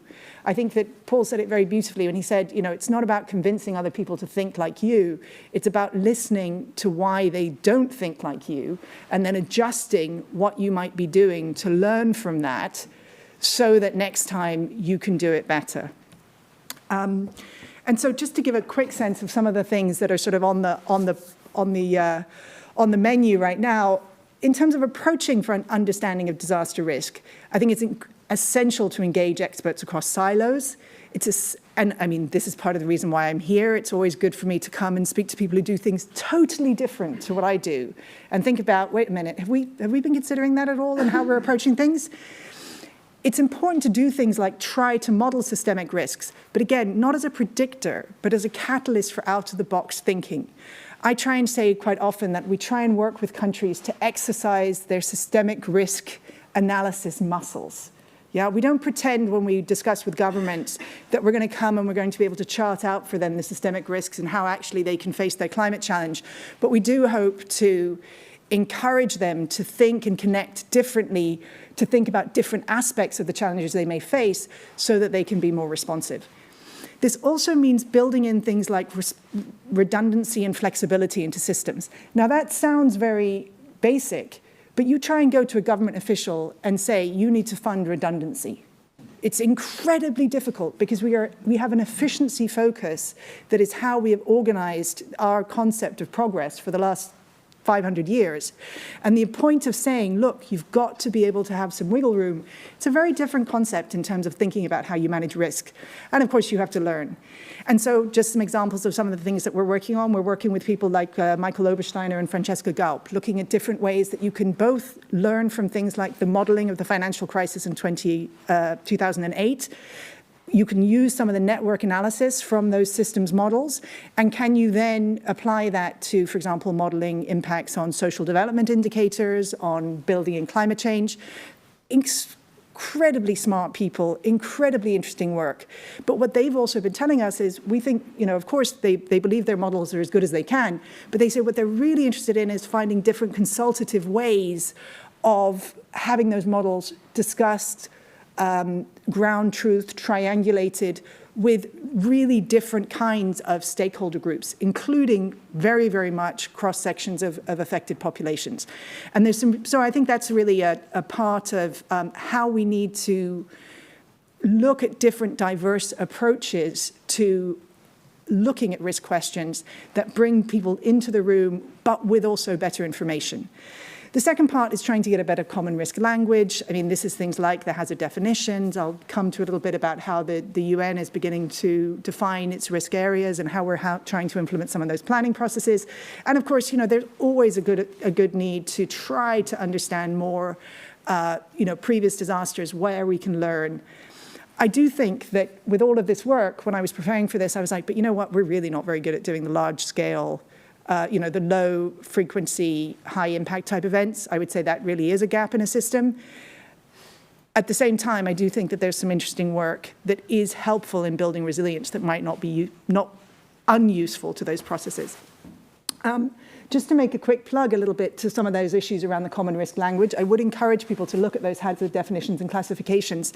And the point here is not, again, that they're put forward as a piece of truth. The idea actually is that we'll update them probably every couple of years. And this was developed with an incredible multi-stakeholder group of, I think, several thousand different academics and practitioners and scientists all contributed. But what it's trying to do is give people a more holistic approach about some of the things. If you're trying to look at, for example, how climate change might affect your particular system, have you thought about, well, what does that do to hazards? And that we don't mean just, you know, that's hydrological, geological, environmental, biological. Similarly, social, economic, and environmental vulnerability. Do we look at different, you know, past and future trends? Do we look at disasters? Trying to just get people to think a little bit more holistically. And one of the ways that we've been applying this is in some work that we're doing right now in terms of data aggregation. And we're working, I think, now at about 15 hopefully up to 30 countries in the next year. And essentially, we're doing data aggregation of the best available risk information organized against those hazard profiles. We're not producing the information ourselves. We wouldn't dream of doing that, but we're trying to at least curate it a little bit better. And then we go into the process of the common country assessment, which is how the UN system as a whole writes its work plan with the government over 5 years. And we're just honing in on the risk assessment section of that, which has always been done, but has been a bit of a haphazard process. And we're just trying to help them improve their accessibility and use of risk information organized by the categories you've seen, in those planning processes. And this is how the Common Country Assessment Risk Framework works. Now, there are some of those that UNDRR in our mandate we don't cover so well, like democratic space, political stability. We leave those to some of the other parts of the UN system. But for the roughly around 10 or 11 of those, we've got some relatively good aggregation data that we can apply to those sorts of processes. So that's a little bit on how we're trying to help improve risk understanding. In terms of the risk governance, this is really trying to encourage more multilateral coordination and action. And this is, getting organizations, again, even in that last process we talked about with the UN country team, it's really pushing even within the UN system, people to break down the silos between the food people in WFP, who will of course see the main systemic risk as the food side, compared to the UNICEF people, compared to the disarmament people, and just trying to say, look guys, look at the spaces between you, and look at where you may be contributing to aggregation of risk, or you may have opportunities to reduce risk, rather than while maintaining your integrity and your expertise, how do you get that discussion going more?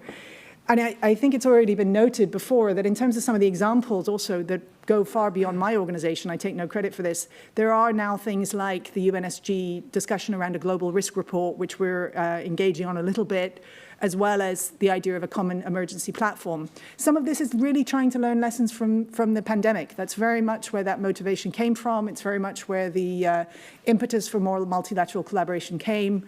We have to hope in the current environment, which is not necessarily good for multilateral action, that it can be sustained. But I think there are some real opportunities to try to get that cross-sectoral thinking and to engage in different understandings of governance mechanisms. In terms of investing in risk reduction, I think there's also some things that can be done where investing in resilience and adaptive risk governance, it does increase capacity. And even if you do that in terms of pandemic preparedness, or you do it in terms of infrastructure strength, you do it in terms of earthquake preparedness, if you begin to do it with that sense of humility, learning, and flexibility and agility, I firmly believe that this will help you be in a better position to face the risk that you never saw coming.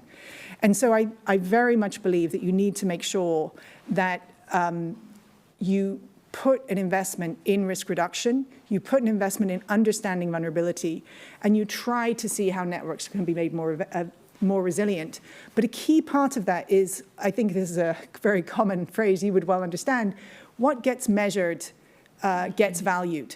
And I think one of the key challenges we have right now is that we are far too focused on measuring by indices such as GDP, economic growth, that's very much as rather than on people and prosperity.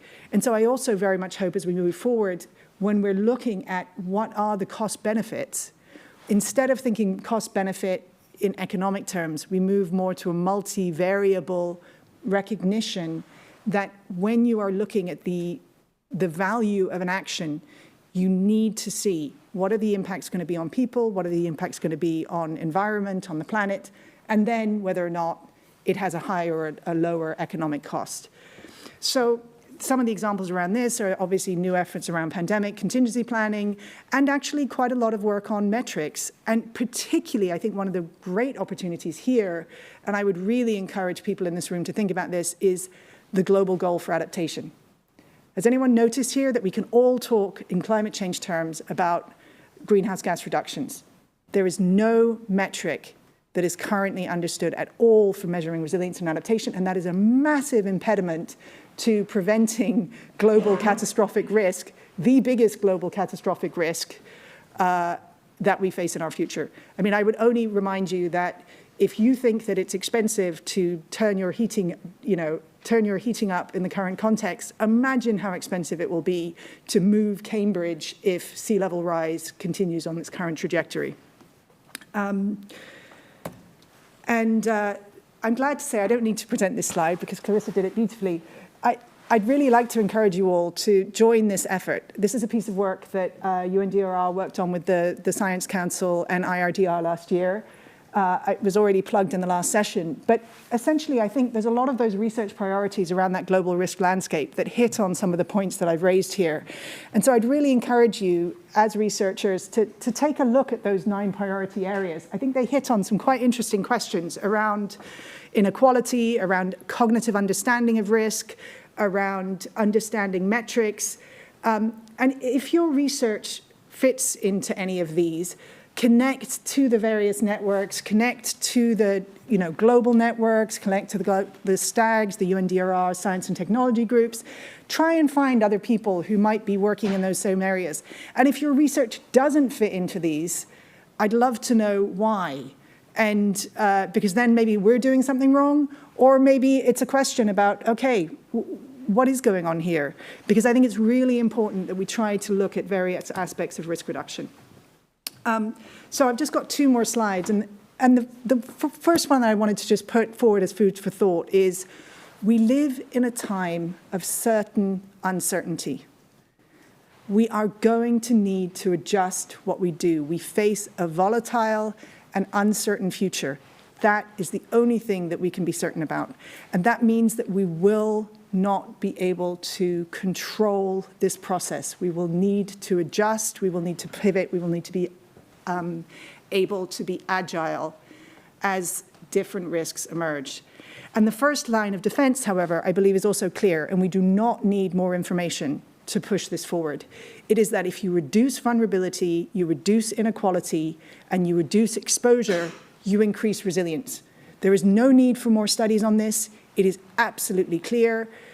Countries that have lower levels of vulnerability, whether it's economic, social, gender disparity, they will be more resilient in the face of shocks. And those shocks can come from any direction. They can be health, solar flares, disasters. That ability to have resilience doesn't necessarily change. So that's a no-brainer action, if you like. Investing in understanding disasters can help support effective decision-making. If you don't actually understand what happened, how are you expecting to provide policy advice to do it better next time? But also understanding systemic risk requires systemic solutions. You can't say the solution to the pandemic, the next pandemic, is health. It's simply not only health. There are people who are publishing papers now saying that more people died from the economic impacts of COVID than from the health impacts. I don't verify that. I have absolutely no clue. But the very fact that that could be said is a fascinating statement. It's also clear that investments in risk analytics are essential, but I get very, very worried when I go to governments and they say, we're building this model that's going to tell us this. We're waiting, we want you to produce an index that will rank us against that. Because it's very clear, this is very messy, this is not black and white. You are going to need to use that modeling data, the best modeling data you can get, to have discussions with actual real people and then learn from that and apply what may come out. And you also need to rework your financial systems to actually value sustainable development. Because I would say, for example, right now, the whole global economic system has a huge amount of built up, uncalculated risk that is simply not accounted for. Your pension fund, can you go to your pension fund and can they tell you that they've taken into account what the climate future will be when you claim your pension, for some of you in 50 years? Can they show you an assessment that says that they have taken into account what the adaptation future will be like? They cannot. And that's even your pension fund, let alone other aspects of your society. And so here are some questions that I sometimes give to governments just to ponder. But I think they're not a bad little checklist to finish with today, which is how agile are your planning systems to uncertainty and how quickly can your systems pivot? Do you have information on what drives vulnerability and exposure? Who's often left out of that data? And what safety nets are in place for those people who often do get left out? Do your planning and budgets include provisions for investing in resilience building and in protecting essential infrastructure? And if not, how can that happen? Have you begun to look at the knock-on and cascading effects of disasters? And I define disasters pretty broadly here. And if you've begun, do you have modeling that can do that? And if not, can you start? And who needs to be part of the process to interpret and use that analysis? And do your fiscal planning systems model people, planet, and prosperity? Or do they tend to just focus on one aspect of that? And how could this become more balanced in your context? And do you value your children's generation when you're doing your planning?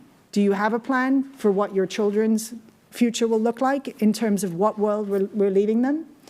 So I know I've sort of not slightly dodged the question, but I hope this gives a feeling for some of the work that is going. And I would definitely say that, you know, I started off, God, I dread to think how many years ago, more than 20, doing humanitarian work for Oxfam and IRC in conflict zones, in disaster settings around the world. And at that point, when we tried to go, I remember at one point working in a refugee camp in Kenya that was predominantly for Somali and Kenyan refugees, Somali and Sudanese refugees. And we discovered actually that there was a malnutrition problem. But the malnutrition problem was not amongst the refugees, it was amongst the local Turkana people who were being badly affected by a drought. And when I first went and I said, all right, we need to have feeding programs for the local population, I was told we couldn't because we were only there to deal with the refugee problem. We weren't there to deal with the problem of starvation amongst the under fives in the area. We did work that problem out, but it was a beautiful example of how silos weren't working. And what I would say is that there is a sea change now in terms of opportunity. Because when I first raised that question 20 years ago, or actually I didn't raise it, when my incredible health team came and said, we're going to resign unless something happens about this because this is horrific, it can't go on, we had to push those questions. Now governments are asking, you can see the UN General Assembly is asking, give us a global risk report, tell us how to better manage adaptation. So the timing for all of you is perfect, but it's really important that we do things differently because more of the same is not going to work. And I very, very much hope that this center and some of the work that you're all engaged in can be part of that solution and moving things in a different direction. Thank you very much.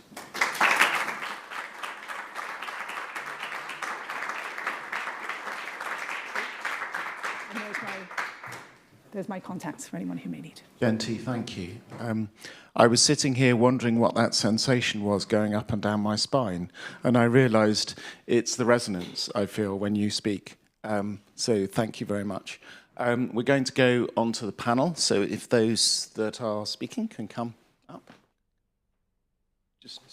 Oh, no, we're doing questions after the panel. So.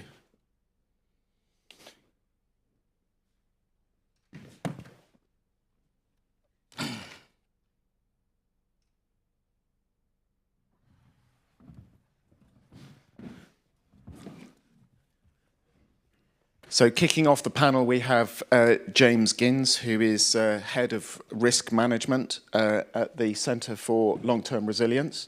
I was going to speak about the Centre for Long-Term Resilience, but I think it's all in the name. The CLTR is a very close partner with CSER. James, over to you. Thank you very much. You want me at the podium or here? Here's fine. Here's fine, great, thank you. Well, good morning, everybody, and it's great to be here. I've just joined the Centre for Long-Term Resilience, having spent a career so far in the private sector. New to CSER, it's my first visit as well, but it's great to be with you. I'll start with a quick story and a few points and questions which I'll pose, which hopefully will add fuel to the panel discussion. And it's great, I think, it's exciting to be able to pick up on Jenty's encouragement to invest in resilience and preparedness and in agile governance systems. So that fits very well with some of what I've been thinking about too. The story first. On an unusually cold January Florida morning in 1986, the Space Shuttle Challenger tragically broke apart 73 seconds into its flight, killing all 7 crew members on board. Included in that crew was the school teacher, Krista McAuliffe. Her family had been told there was a 1 in 100,000 chance of a fatal shuttle accident. To cut a long story short, the main indirect cause of the disaster was found to be a lack of checks and balances in NASA's management. The likelihood of a fatal accident was actually 1 in 100, and even less in cold weather. That was known to parts of NASA and had been known for a long time prior to the incident. I cite this story as it illustrates the pitfalls, I think, very well. That robust risk management governance and process is designed to avoid, and that I would argue the private sector, if not NASA, has learnt to adopt through various crises over the past 35, 40 years, especially in financial services. I would further argue that these should be applicable to the way government, domestically and internationally, manages risk, and in particular extreme and catastrophic risk. Let's look at governance and process very quickly in turn. In governance terms, the private sector has learnt the hard way about the issues of marking one's own homework, lack of independence, lack of clear accountability. All these allow risk to incubate, mitigations to be avoided, and facilitates desperate men and women doing desperate things.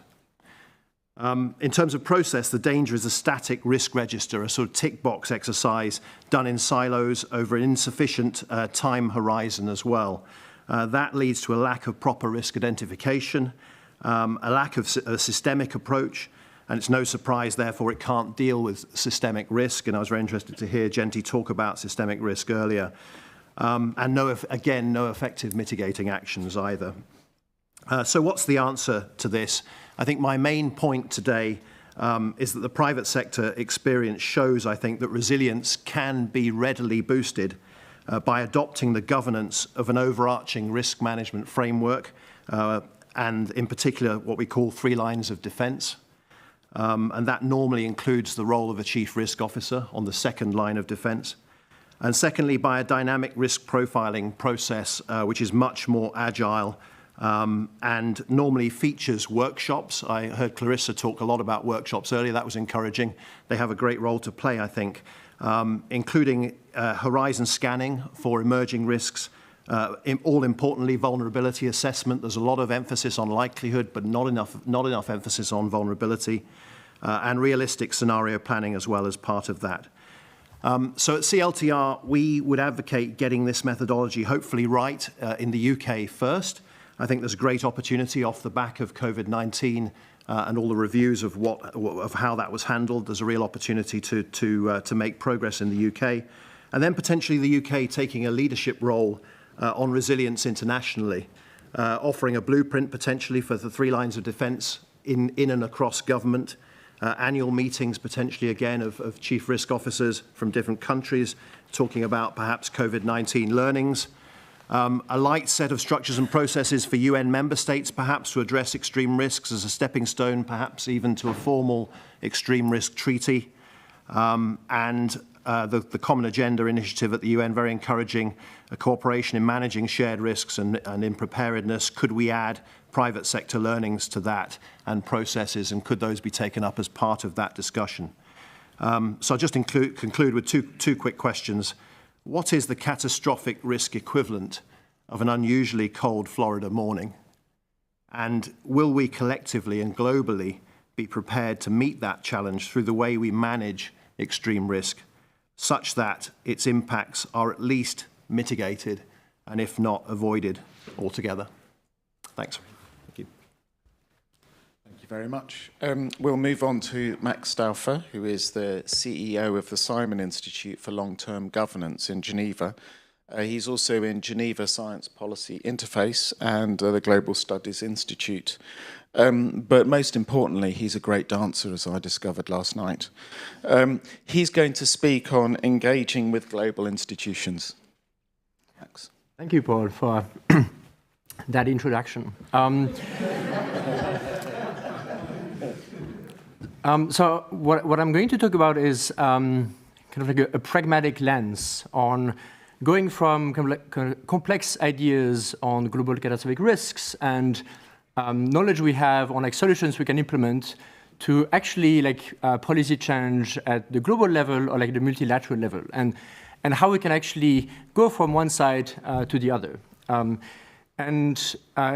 In my opinion, and based on experience, going from one side to the other requires to understand a little bit the complex reality of policy making and how policy actors, whether they're diplomats or civil servants, actually behave in the world and listen to us or do not listen to us. And I think there's one important fact is that these policy actors tend to rely on shortcuts.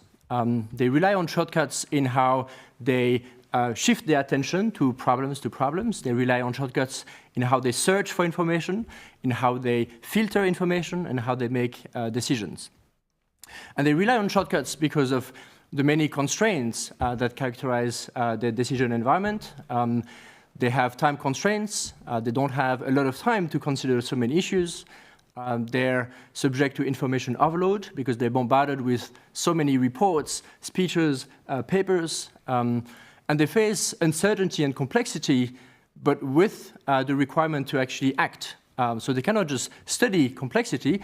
At some point, they need to act. And that requires them to basically take shortcuts such that they can actually still do something.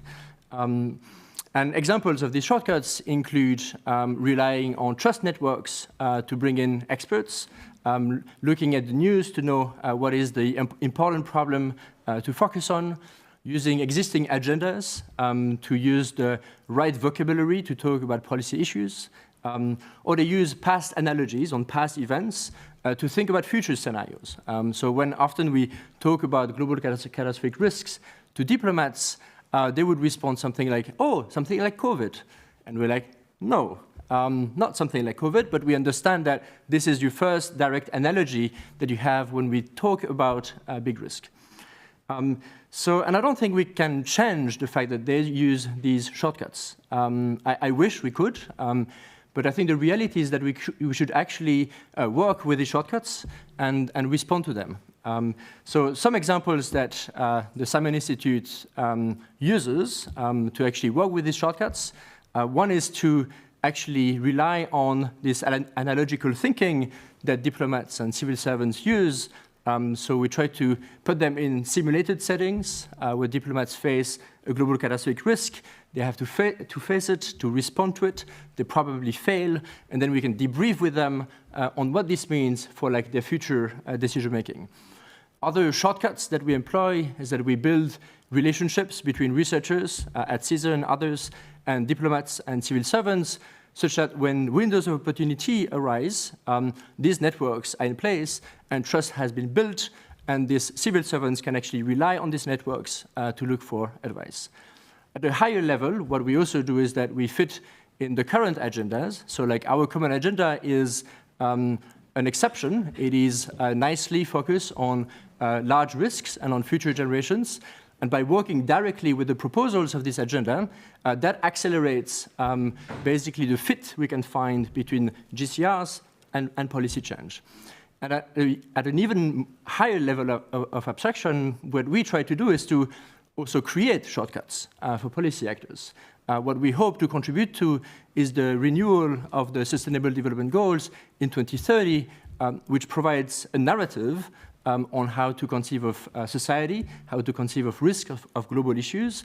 And if the agenda after 2030 has a better recognition of global catastrophic risks and future generations, that will serve many shortcuts to the global policy community that then we can use to actually make our points and create policy change. But the problem here is that using the shortcuts requires speed. It requires actors to be in the right place, at the right time, with the right information, with the right network, with the right credibility. We cannot just respond to a policymaker, oh, you need to know X, let me conduct a study about X, and I will get back to you. If we say that, we will probably miss the opportunity because decision makers will move on without our input.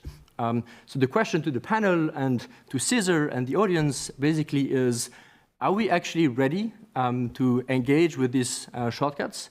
Are we doing the right research? Are we publishing it at the right time? Do we have enough tools in science communication to communicate it? And if not, how can we actually improve on all of these aspects given academic constraints? That's going to be. Thanks very much, Max. Thank you. And an excellent question for all of us to answer. Finally, we have Shin-Shin Hua, who is a research affiliate at CSER.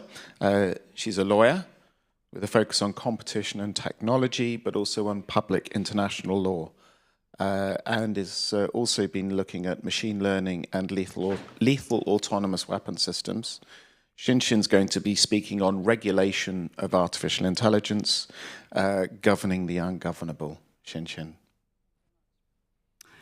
So I'm going to talk about how we can use regulation to try and mitigate long-term AI risk, focusing on regulation of private companies.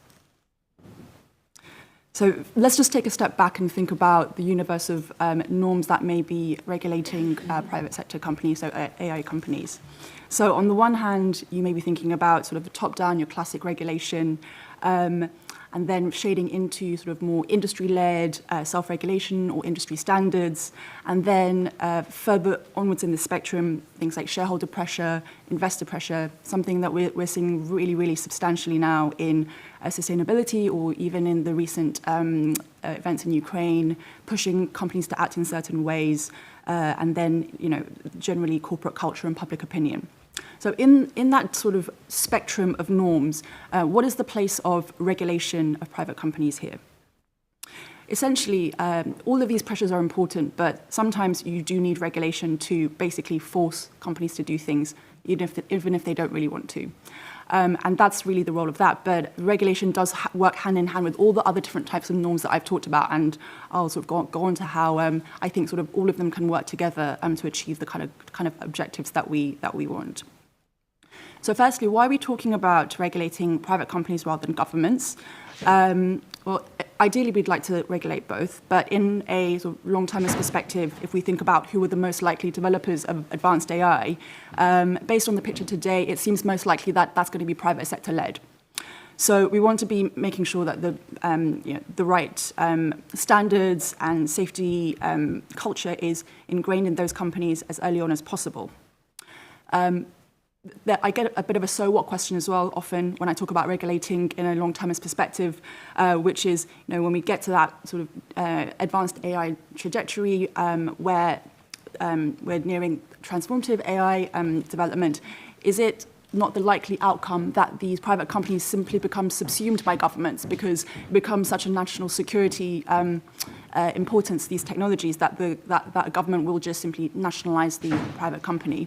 Well, the answer to that is regulation still has a really key role to play. All the way up to that particular point in the trajectory, we have a lot of scope still to embed the right principles and safety governance and raise public expectations of certain AI safety standards. So I think regulation has a really, really critical role to play in that long-termist perspective. That's not to say that regulation has all the answers by any stretch.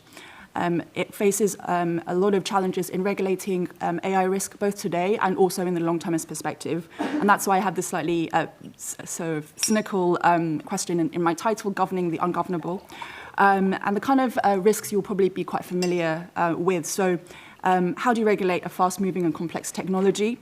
Especially in a scenario where we see resource and knowledge asymmetry between the public sector and the private sector. These sky-high salaries that the private sector can offer the top computer scientists. You can have really shiny AI regulation, but if you don't have people who actually understand the industry and the products that are coming out to actually enforce the rules, detect the breaches, that's pointless. In a sort of advanced AI scenario, potentially the private sector will have that edge over the technology. Can they actually use that technology to evade detection and enforcement, where the public sector is sort of lagging in that? So I call it sort of an inequality of arms problem. Regulatory capture is another concern. Again, something that is already a risk today, but in a scenario where very powerful companies are gaining a lot of wealth and influence, that risk just will potentially escalate. So after that, all that doom and gloom, there is some scope for skepticism, for hope, and some solutions really that we can already borrow from legal regimes today, in particular competition law. So competition law has long faced a lot of these challenges and has, I think, can offer some useful lessons when we think about how we want to govern AI risk going forward. So in particular, well, what do I mean when I talk about competition law? In one sentence, it is a legal regime that protects the process of rivalry between companies to enhance consumer welfare. There are certain approaches that it takes that I think are really useful potentially to this audience. And one is that a participative approach. So this is focusing on sort of the EU and UK competition regimes, but really we see these principles shared across many jurisdictions worldwide. And that is that in its decision-making process, competition regulators really have, at every stage of the way, public consultations, extensive engagement with industry and with civil society. When I say industry, it's both the competitors of the defendant company and also the customers, as well as academia. And there's a lot of transparency. So they publish, for example, provisional findings of what the direction they think they're going in, and they'll invite feedback and will genuinely consider the feedback from industry and other stakeholders. And I think that's a really, really useful approach that we can also borrow, echoing all the talk that I've heard, through the last few days about collaboration, about engaging a diversity of opinions. I think that this is also sort of a key way to implement that. Now, in terms of competition law as an important tool in achieving long-termist aims, sort of more directly or substantively, as well as that our participative approach, there are also some sort of substantive things that we can keep in mind. So certain synergies that we can try and leverage, but also tensions that we can try and resolve. So in particular, a lot of us in the community thinking about forms of cooperation between AI companies that can be beneficial from a long-termist perspective. So things like mutual monitoring or setting safety standards or transparency standards. Now, that's really great, but it can bring you in tension with competition law because it doesn't like competitors coordinating together. So I invite you, if you're interested in this topic, to check out an article that I wrote with Hayden Balefield in the Yale Journal of Law and Technology, where we look at these forms of cooperation and suggest some ways that we can implement some safeguards to ensure that we can make sure these forms of cooperation are sustainable in the longer term. Then think about sort of what I said about what competition law is. So it brings about a certain competitive outcome. So if you are of the camp where you're interested in or worried about harmful race dynamics and that sort of rivalry, a very intense race towards TAI, for example, then competition law might be a tension because competition law seeks to increase competition. And in particular, the assist clause is one proposal that the community has proposed. So it's an agreement between competitors not to compete with each other where they reach a certain stage of the development trajectory. That brings it on to quite problematic tension with competition law. So thinking through how we can try and resolve that is something that is sort of a really important area of attention. However, if you're worried about, on the other hand, concentration, so you're actually not so worried about too much competition, you're worried about too little competition. So that sort of winner-takes-all, monopoly-inducing effect as we develop more advanced AI, that concentration of wealth and power. Competition law can be a really useful tool to help you address that concentration. In its essence, it addresses market dominance and concentration and has various tools to try and address that. So it's an important synergy there if that is the outcome that you opt for. So just to wrap up, the key takeaways, I think this approach of a pluralistic, holistic, and collaborative approach to regulation that we can sort of learn from competition law as a blueprint is really important. So working hand in hand with industry and academia to address that resource asymmetry, that knowledge gap through open channels of communication and transparency is a really useful tool that we should sort of keep in mind as we think about governance of AI more broadly.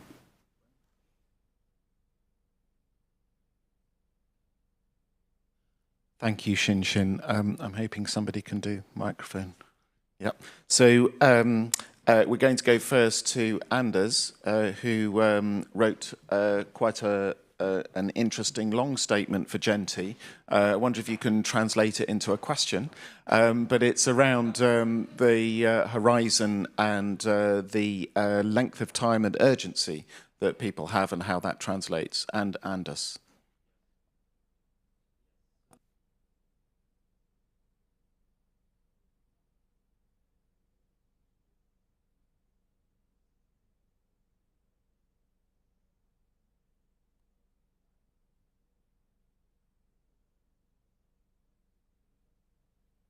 Risk from maybe 10% per year.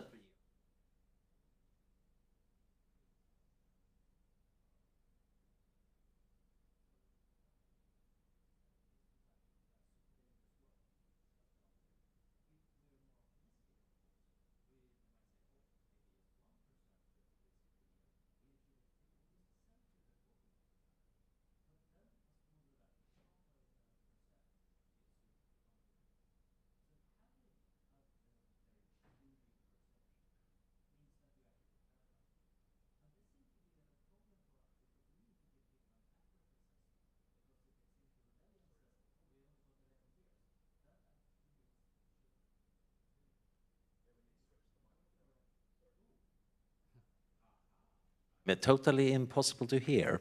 Okay, let's do if I can summarize that thing, because now the panel knows what I'm saying. Yes, basically, how do we get people to have a somewhat accurate assessment about how gloomy they should be about the future? Because if they get an inaccurately high estimate of a gloom, then they don't want to fix the risk because there is actually little gain from it.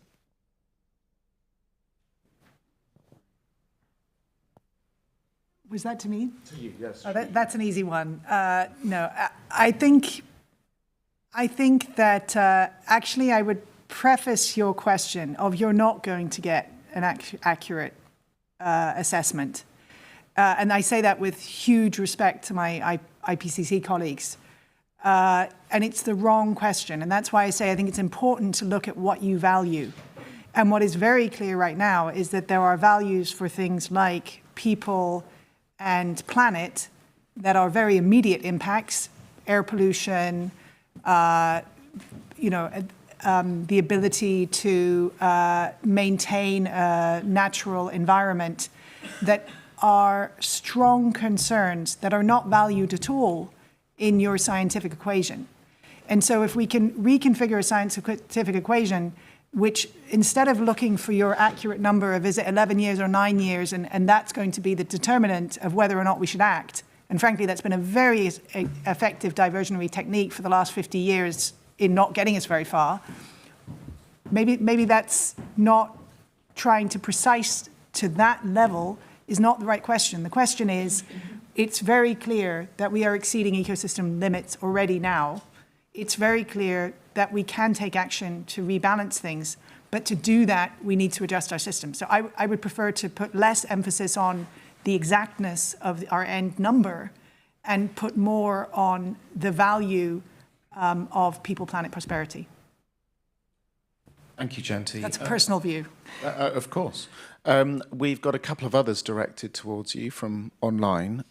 One is, what is your evidence that countries that have less inequality are better capable of coping with disasters, catastrophic ones?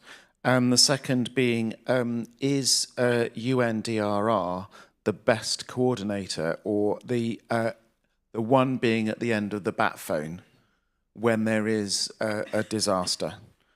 So the first was from David Wood, the second from Ray Taylor. Okay, maybe I can take the second one first. I think I try to explain to people that we don't do anything in our office. Actually, all we try and do is accelerate other people to do things better. And so we try to accelerate other people's good work on different aspects of risk reduction, somehow as it falls under this broad umbrella of the Sendai framework. So in that, I love my job in that we can try and be a connector and an accelerator, but I by no means would pretend that we're able to solve different parts of this. And I think we need lots of different parts, private, public, academic, entities engaging in reducing risk. And that range of people would need to be at the end of your bat phone. In terms of the proof, I think that it's pretty, look at global health outcomes. Tell me a disaster where you can't see that you can pull out inequality. And I would say that's basically your answer. COVID is a beautiful one. Disasters are a beautiful one. I can pull many, many, many studies where, if you are poor, if you are of some sort of a minority group, if you are socially excluded before a shock hits, you are virtually guaranteed to be worst affected when that shock hits. If the person who posed the question could show me an example where that's not the case, I would love to know it. I'm sure there is probably something like, full-out nuclear annihilation. Maybe that might be the one I would pull. But otherwise, I think it's a fairly good rule of thumb. Great, thank you. We've got a question at the back there.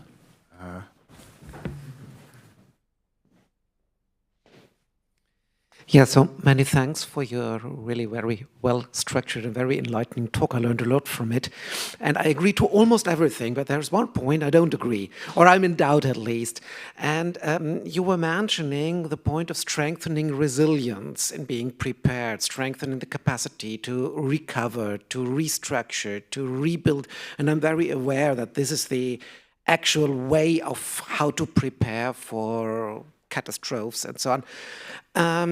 Being an historian, I'm not quite sure about that approach, because we can say anything from history is that the world is constantly changing. And so I'm concerned with the recover, restructure, or rebuild and so on, and resilience. I agree that this is the easiest way to sell the program to politicians and to societies facing a risk, that we promise them that they will return to what we call the old normal, or that they can keep a lot of the old normal.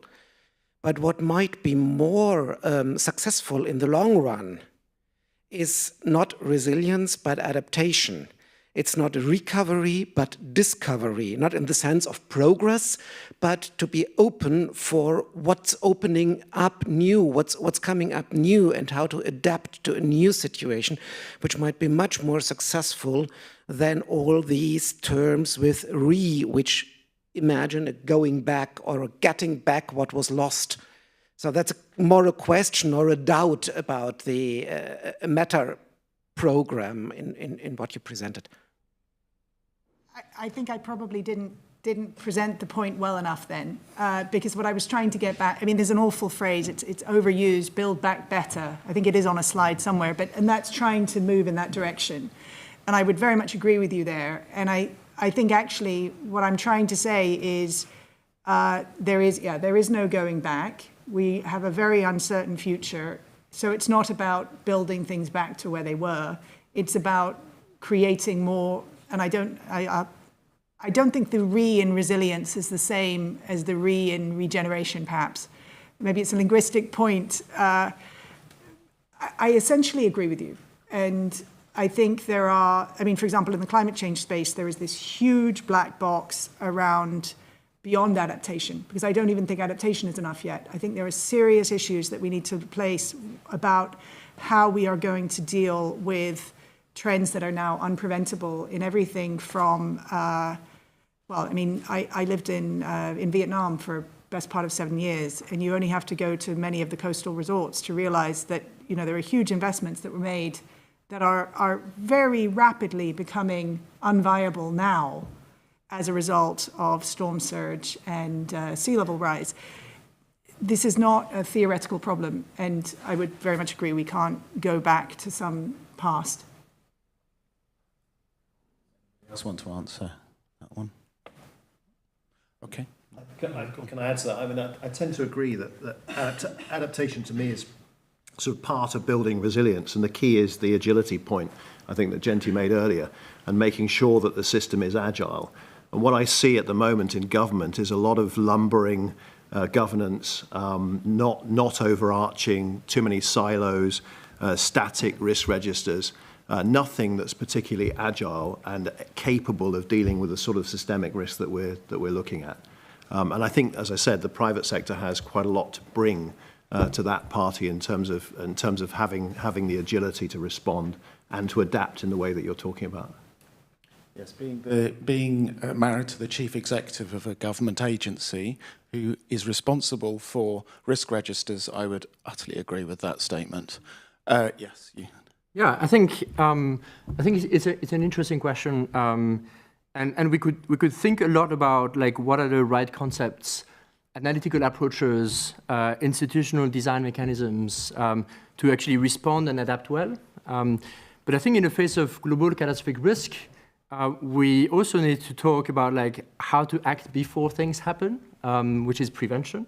And we have evidence on how governments, international organizations, the EU, and even autocratic regimes change their policy priorities over time. And across all of these contexts, the change of priorities is reactive to events that happen in the world, which for events like COVID might be just fine. We can react. There is some time, we are harmed, but we can actually mitigate and hopefully recover and build back better. In the case of global catastrophic risks, that challenges our reactive capacity so much that, in fact, the approaches we have in adaptation and recovery are useful, yes, but it's a different type of governance than the one that we have for prevention. And if we need prevention, we're basically challenging the decades of evidence we have showing that governments are reactive. And that basically requires more profound changes in like the narratives we have in policy, I believe, in how we plan policy priorities over time, and then what kind of like accelerators we can have across governments to make sure that like we can actually anticipate threats before they actually manifest, which in my opinion is like a very different question than talking about like reaction and mitigation, and that tends to be kind of like overlooked as well. Great, thank you. Shin-Shin. Yeah, it's a really, really interesting question from the legal perspective as well. And just focusing on competition law now, there's been a lot of criticism, in particular in relation to digital competition, those really fast-moving markets, that competition law acts too slowly and sort of many years after the event. How do we actually get in there preemptively before the risk occurs? And actually, there's now proposals for a completely new regulatory regime for these tech companies, exactly looking at this sort of what they call ex-ante approach. How do you step in before the harm occurs to keep up with these dynamic markets? So let's see if they achieve their aim, but it's certainly something that's a very live discussion also in the legal sphere. You've all answered another set of questions online, so that's really great. Shin-Shin, while you have the microphone, I have one specifically for you, which is what are the best examples so far of AI being regulated? Good question. Good question. I think it's important to look at not just sort of AI-specific regulations. So the classic type of regulation would be, for example, the new EU AI Act that's still coming into force, but to recognize sort of there's a patchwork of existing regulatory regimes that would go towards regulating AI risks. So competition law is one of them, as I've explained, but there's also data privacy and protection that has also got provisions in there that look at various AI risks. There's also tort liability, product liability, as well as things like the FDI regulation that also focuses on AI. So I think rather than giving you a specific example, there's quite a lot. It's, I think, to really encourage you to think of an approach where you're not just looking at AI-specific regulation, but what are the existing webs of regulation that we can use to govern AI risk? We've got a question at the back there, Marion. Thanks for really interesting presentations. So I try to think of a question that you all could answer, and hopefully this is something that you all find interesting to think about. Because what you all spoke about in some way or another was the need for systemic change and the need for breaking down silos. And that's something that I also really struggle with in my day-to-day work. And while it sounds very appealing in a presentation. It's actually very difficult to do in practice.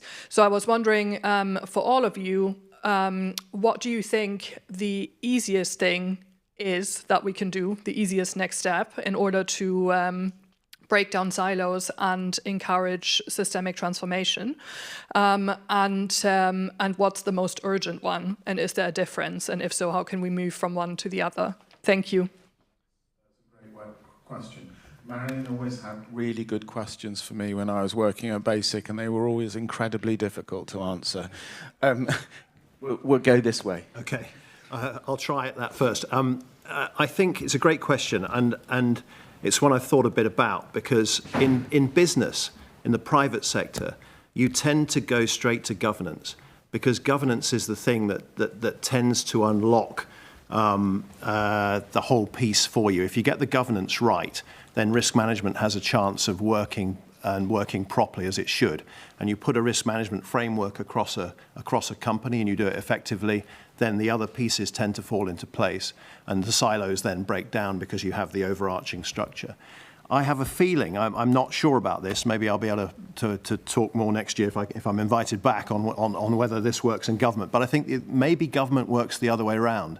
So maybe we need to talk about methodology with government first, and process, and workshops, and co-create some solution to this, looking at more effective risk management frameworks, challenging them on static risk registers and looking at how those can be approved, time horizons, all those different subjects, and particularly vulnerability assessment. I think if we can get away from the argument about likelihood and talk about vulnerability and really look at assessing that and do that in a way that's sort of co-creative with government, then maybe that's the better way in. So starting with the methodology and the process I've talked about first, and then moving up to governance, which I think is in a government setting more challenging and more difficult. Thanks. Yeah, excellent question. And I think if I think of competition law as a case study again, I think there's various silos that it has sought to break down with quite some success. So you can think of geographic silos. So competition regulators, obviously, domestic, or you have the European Commission. But there's actually a very active network of regulatory agencies. So it's called the International Competition Network of about 130 members, and they act really well to sort of ensure sharing of learning and information, and sort of I think that is a really great type of blueprint to encourage breaking down of geographic silos. There's a silo between private and public, and I think as I talked about, this participative approach to regulation I think is super important to ensure that we can kind of get the best out of the private sector, but then also use sort of the strength and sanctions of the public sector as well, or public enforcement as well. And then in terms of regulatory regimes, that's another type of silo. So as I just mentioned, it's important to think about regulation of AI risk, not just focused on sort of AI regulation, but all the network of different types of regulatory regimes that are relevant to it, and think about how all the different those enforcement regimes can coordinate together to make sure that it gets to the right outcome. Yeah. I'll answer from like a multilateral UN perspective. I think one way to avoid silos is to actually not replicate them. So I think often in X-risk global governance discussions, people mention the idea of the need to create kind of like an intergovernmental panel for X-risk reduction. The same than we have for IPCC, but for X-risk. And I think like there are many ways that like this actually replicates silos, because we task one entity to focus on many X-risk, which in my opinion remove the responsibility on X-risk from the existing bodies that have decades of existence. So I think one way to move forward is, instead of setting up new entities to focus on one thing we care about, because that's like an easy concrete proposal, we need to think about how existential risks, GCRs, actually integrate within the current systems and administrations in place. Yeah, I think picking up on that point, maybe just most simply put, in terms of what I found most successful, or at least least failure prone, is you've got to plug yourself into other people's systems.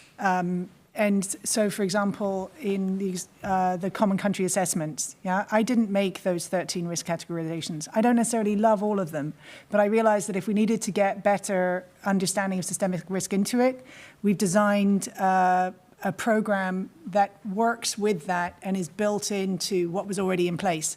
Because those people are busy, they have their own worlds. And so I think if you want to break down silos, you've got to do exactly as Paul suggested this morning, which is actually really try and listen to what some of those other silos are interested in and make a compelling argument and find some way of showing why what is relevant is useful to them. And that, I think, resonates much more. In terms of the most pressing, I think that James's points are very, very clear. And what I see right now is that we've got to break down that public-private sector division in understanding risk.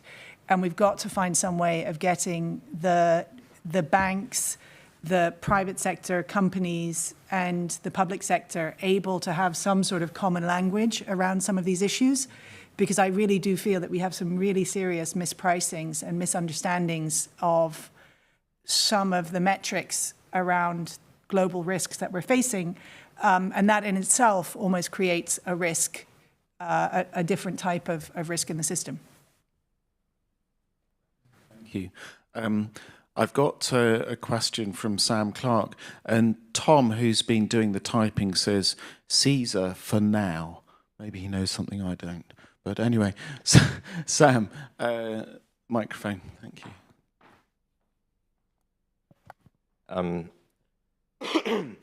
This one's probably for Shin-Shin, but maybe for anyone else who has takes on it. So like, there are like lots of levers you might use for like governing transformative AI, and you mentioned like several of them as you were talking. I'm curious if you have any takes on just like ones that seem particularly overrated or underrated by like in discussions that you hear. Takes very welcome. Underrated levers.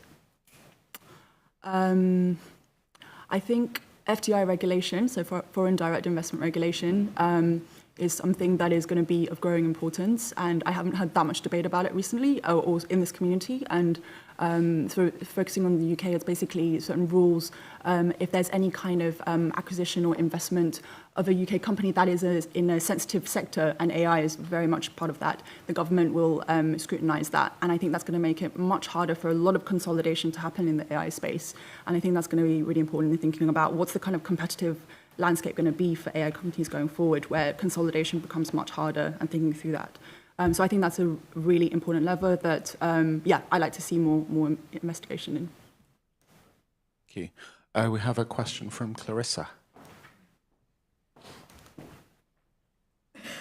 Yes. What can CSER researchers do to support your work? But like specifically, shall we go and have some weeks working with you at your offices, or would you be keen to come and spend some time with us as an intensive visitor program that we have? Do we need to create more spaces like this?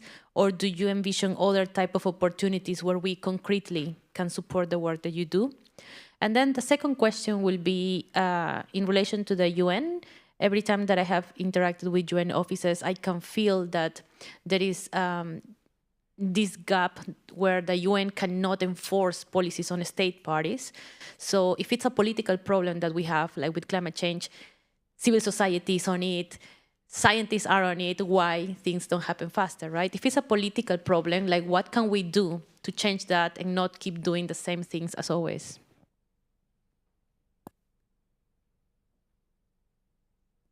That's for you, Jenty, I think. Oh, I mean, I think the question of how we can interact more, I think, is one hopefully we can come into a little bit more detail in this afternoon or understand more. But I definitely think there are a lot of opportunities to connect. And I think that whole question of the science-policy interface, we need to get better at it. And so let's find ways of doing that. And I think your presentation was a fantastic inroads to that. In terms of where that takes us, in terms of the, I think this whole issue of enforceability in the, I realized when I started off working in the NGO sector, and then when I moved to the UN, I was constantly being bombarded by at parties of people. It's like being a doctor, where people are like, you're failing in this, and you're failing in that, and you can't do this. And it took me a little while to realize that by the time a problem comes to a UN body, it's because it's not easy to solve, that it's essentially got a wicked element to it, which is why it's been kicked out from the domestic realm into the global realm, because it's been a little bit unsolvable. And so if you look at it in that filter, of course it's, you know, the idea of enforceability to a wicked problem is not something you would necessarily think of as reasonable.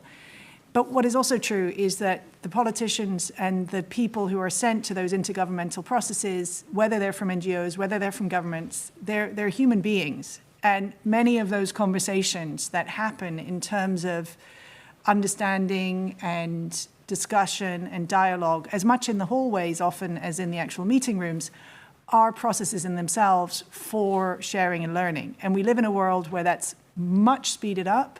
We've got incredible opportunities through, you know, Zoom and Teams and different ways of interacting. So I think we should focus on that rather than this idea that somehow or other countries are going to give up their sovereignty to some over element. I mean, you only have to look at Brexit to realize that's not a realistic expectation. But at the same time, that doesn't mean that, for example, the IPCC hasn't been extraordinarily effective in creating the base beat of scientific understanding across the entire globe on an issue like climate change. Does that answer your question at all? I used to say when teaching systems that part of the problem of complexity is there are so many opinions about what needs to happen. Adding your own opinion just makes more complexity. The issue around control is often the problem. So just increasing control just increases the problem when you're dealing with complexity. So often government officials find it the most difficult to deal with this sort of thing, particularly politicians, because they are all about control by identity. But actually we need to transform the way we do governance away from control and more into collaboration. Did you want to say something, Max? I heard you. Very briefly.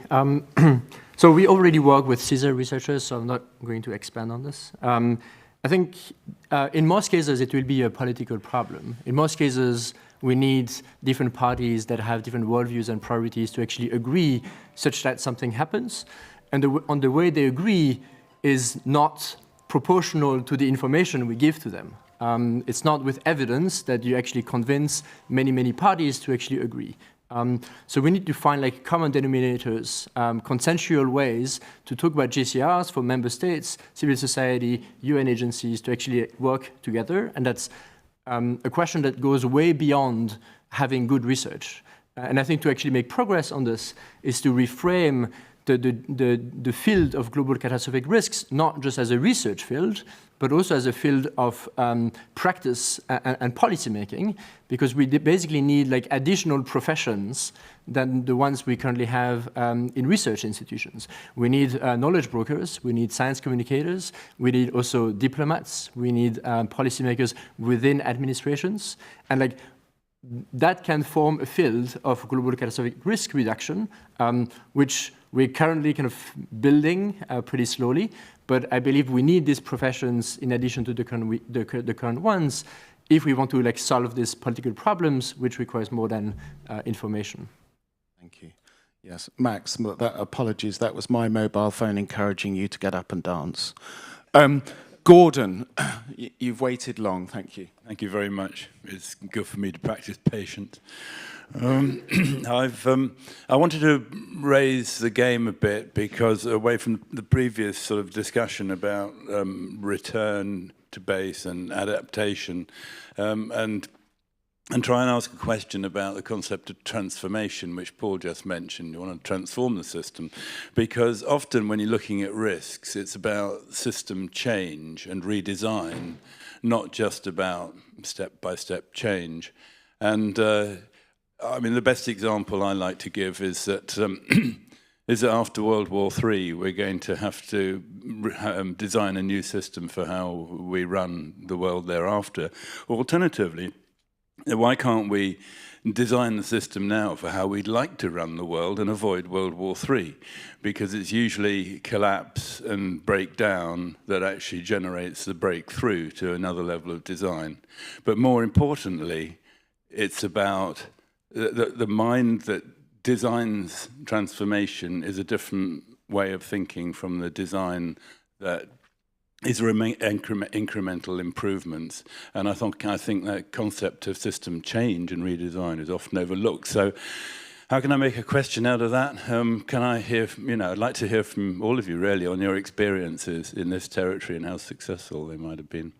Seems like a good final question for each of you to give your final thoughts as well for the panel. So I'll start with you.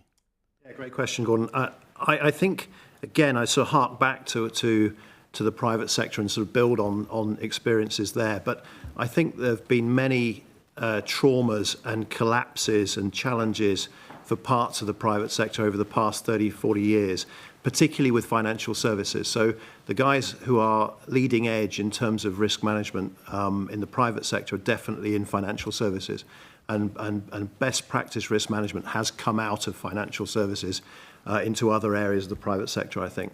So I think you're right in terms of the fact that you can, from collapse and calamity, you can then learn a lot about, and they've had to learn a lot about redesign and designing risk management practice almost from scratch.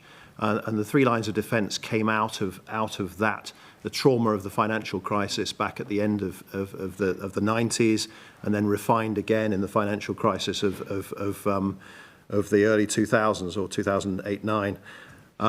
And I think we've got a lot to learn from them now, because that really is best practice, I think, in terms of how risk management might translate to government. So I think in short answer to your question, I think it's the design that's come from experience of collapse in the private sector that we can learn from.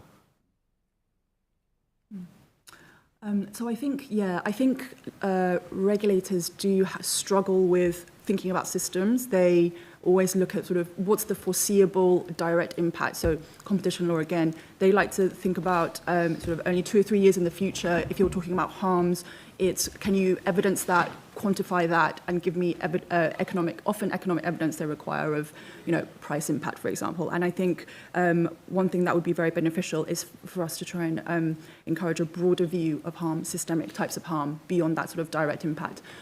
We're starting to see quite good progress in sort of discussions around sustainability. So regulators are starting to recognize that more complex, remote, difficult to quantify type of risk. And so I think that can offer some quite useful avenues, but still a way to go. But there are some glimmers of hope in that regard. So I think in addition to what you said, one way to actually reach transformation is to get many large systems from governments to populations across the world to actually look in the same direction. And for that, narratives are actually quite useful. So you mentioned sustainability. The sustainable development narrative has trickled down to governments, to private sector, to civil society. And now, almost everybody knows about the SDGs.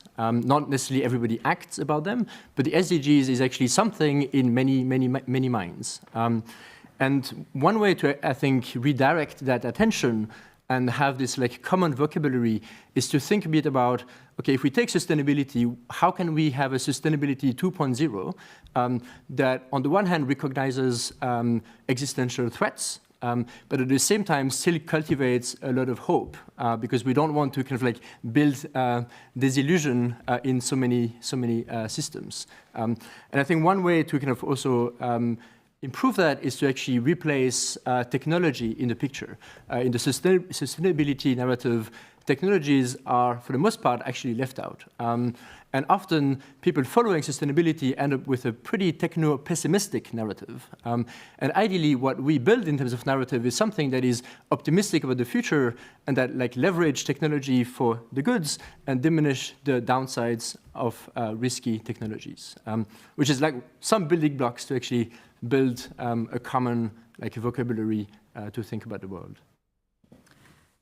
I think that somebody already said that change is the only constant, and our systems are transforming. And if we are still around, and I'm lucky enough to have grandchildren, I am utterly convinced that they will be amazed that I once drove up to a petrol station and put pure hydrocarbon into a vehicle just to drive to the supermarket. That will be an utter anathema. So that the idea that you wait to design a system to transform it isn't necessarily valid. That doesn't mean you shouldn't try, but I think that what I'm interested in is buffering.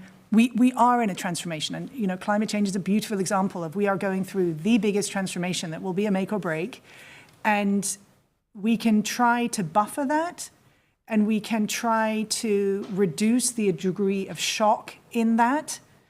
And if we do that well, if we can figure out what begins to work and we can use our learning loops, I think someone else talked about that this morning, if we can accelerate the learning for how we've been able to buffer and stop some of those shocks escalating, then we have a very good beginning of a blueprint for where transformation can genuinely work. And so I almost feel like you're sort of throwing something up at the wall, and you've got to see if it sticks. Okay, why did that stick? What went well? And learn from it, because I think that may be the most effective way in promoting actual transformation, and that won't be a 3-page white paper that is somehow disseminated. It doesn't mean that a 3-page white paper can't be one of the things that sticks, that grabs people's attention, but I think we just need to recognize that it's a very fast-moving situation, and the transformation is already happening. Thank you. That was a great session. Well done, all of you. We've got just a little bit more than 10 minutes, which is described in the agenda as a comfort break, but if you're really quick off the mark, you might get some caffeine in there as well. But please do get back here for 12 o'clock, and don't poke each other's eyes out in your race for the coffee machine.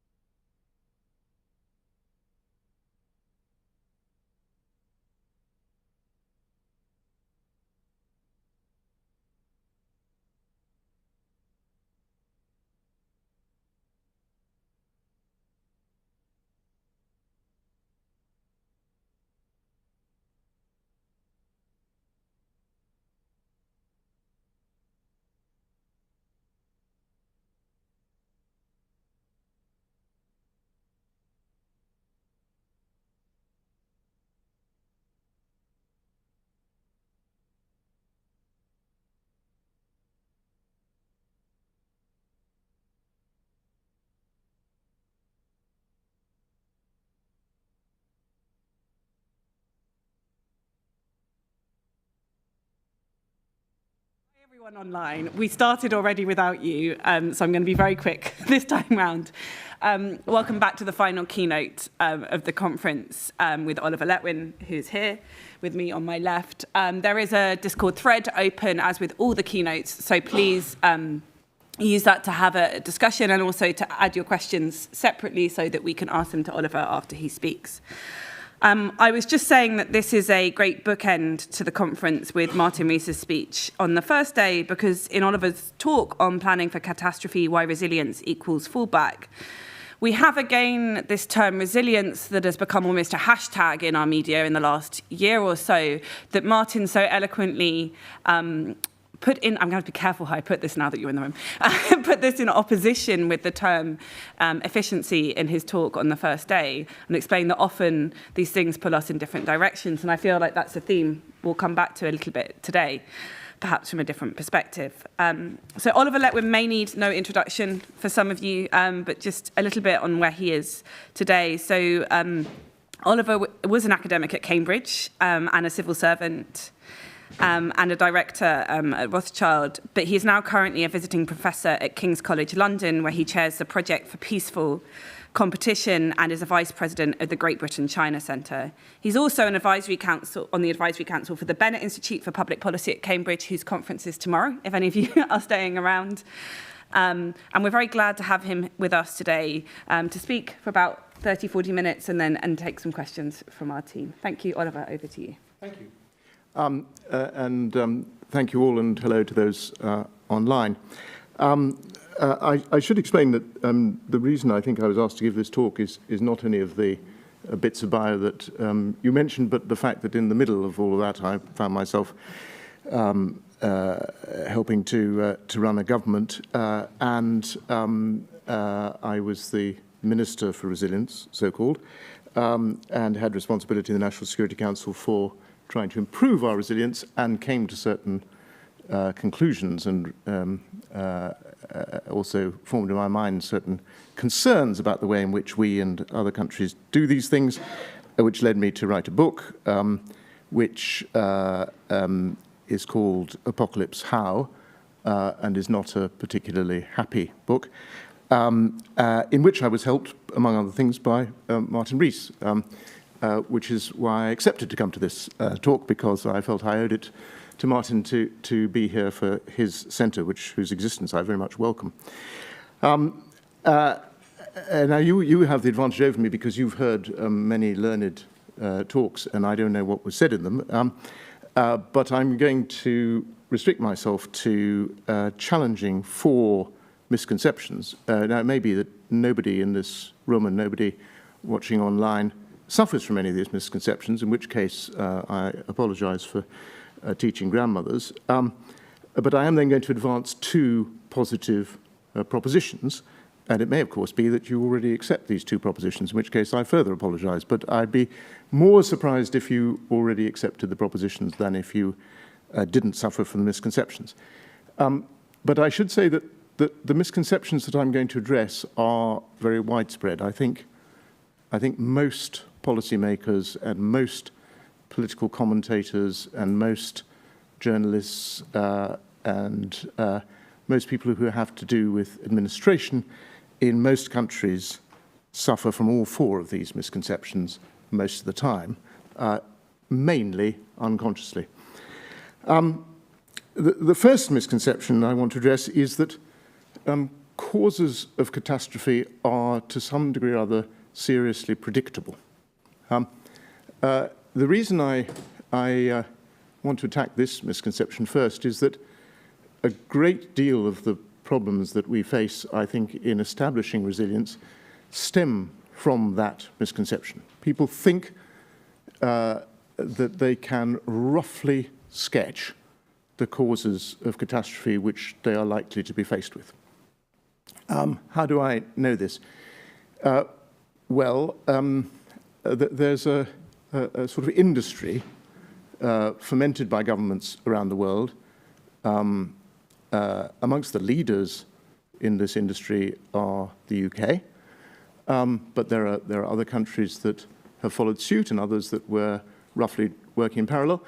And it's regarded as a a sign of being a leader in this industry that your government has something like a risk register, and that it assesses risk, and in fact, if it's at all sophisticated, it will produce a matrix, and on the y-axis of this matrix will be impact, and on the x-axis will be likelihood, or vice versa, and having then assessed all the risks, they are charted on this matrix, and those that appear in the top right and have a relatively high likelihood and a relatively large impact are those which the governments in question then go about trying to prepare for and be resilient against.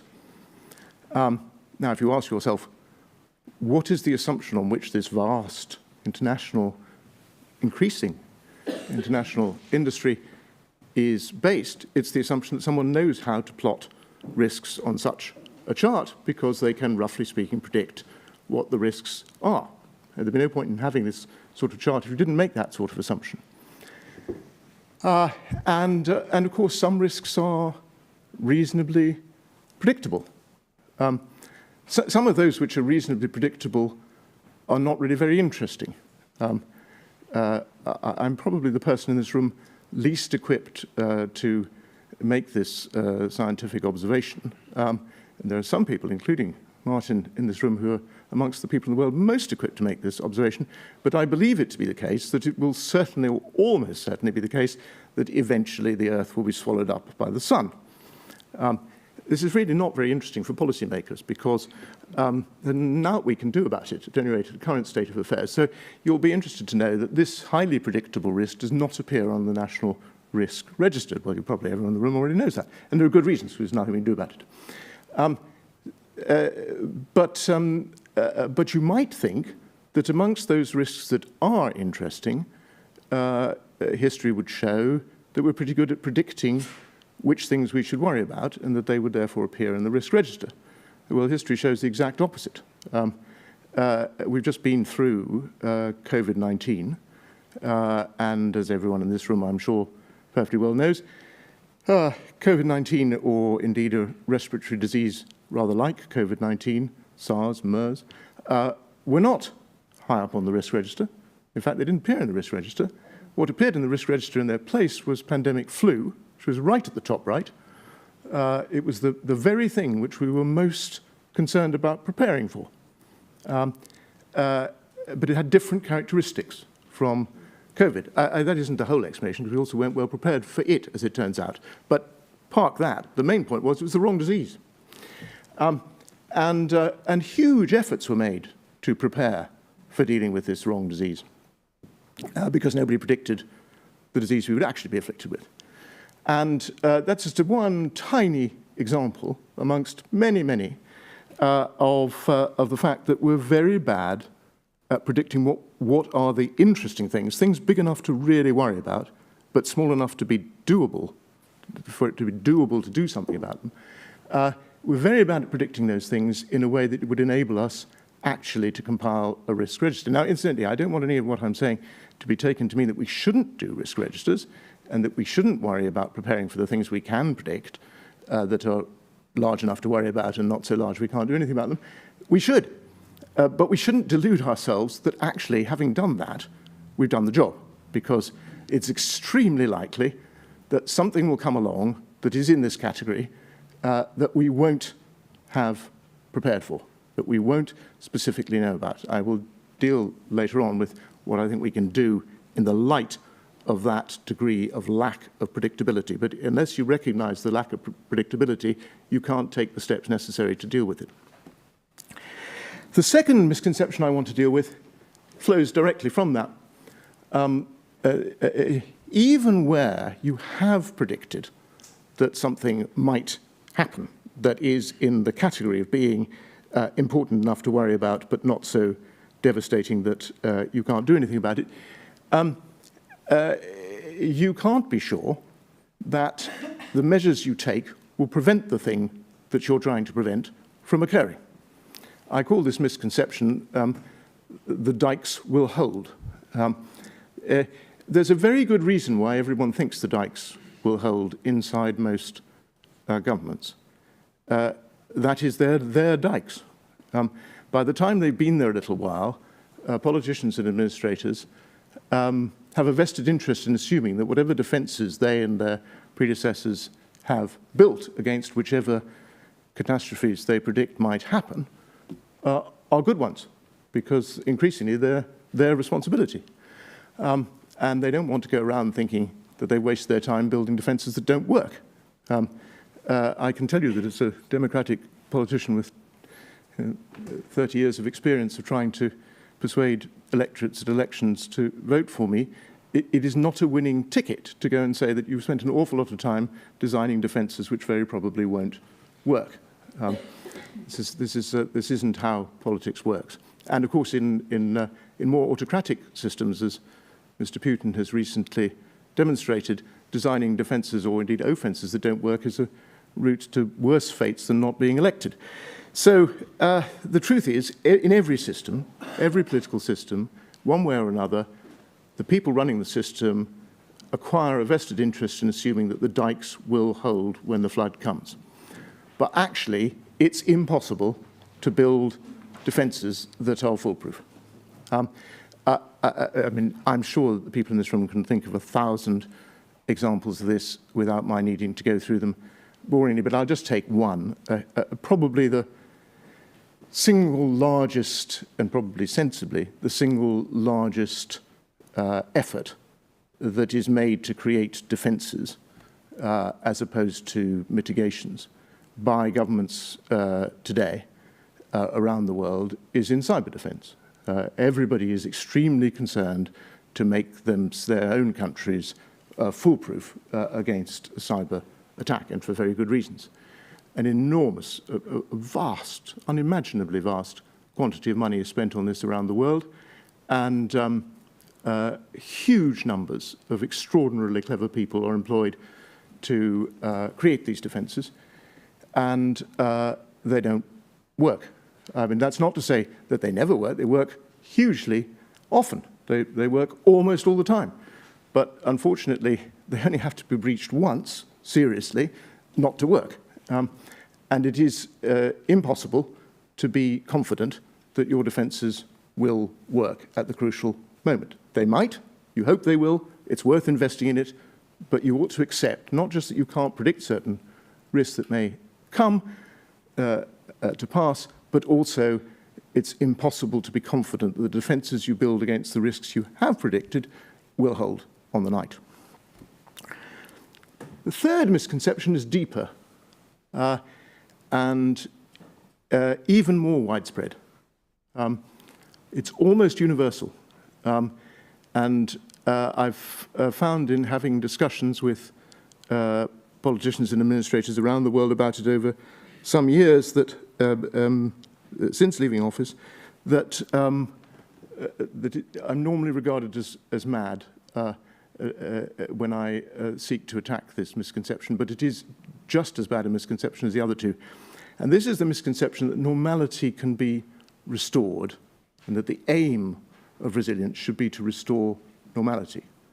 I have heard a whisper that when you first addressed this conference, Martin, you pointed out that efficiency and resilience are often in contradiction to one another, and this was mentioned right at the beginning of this session.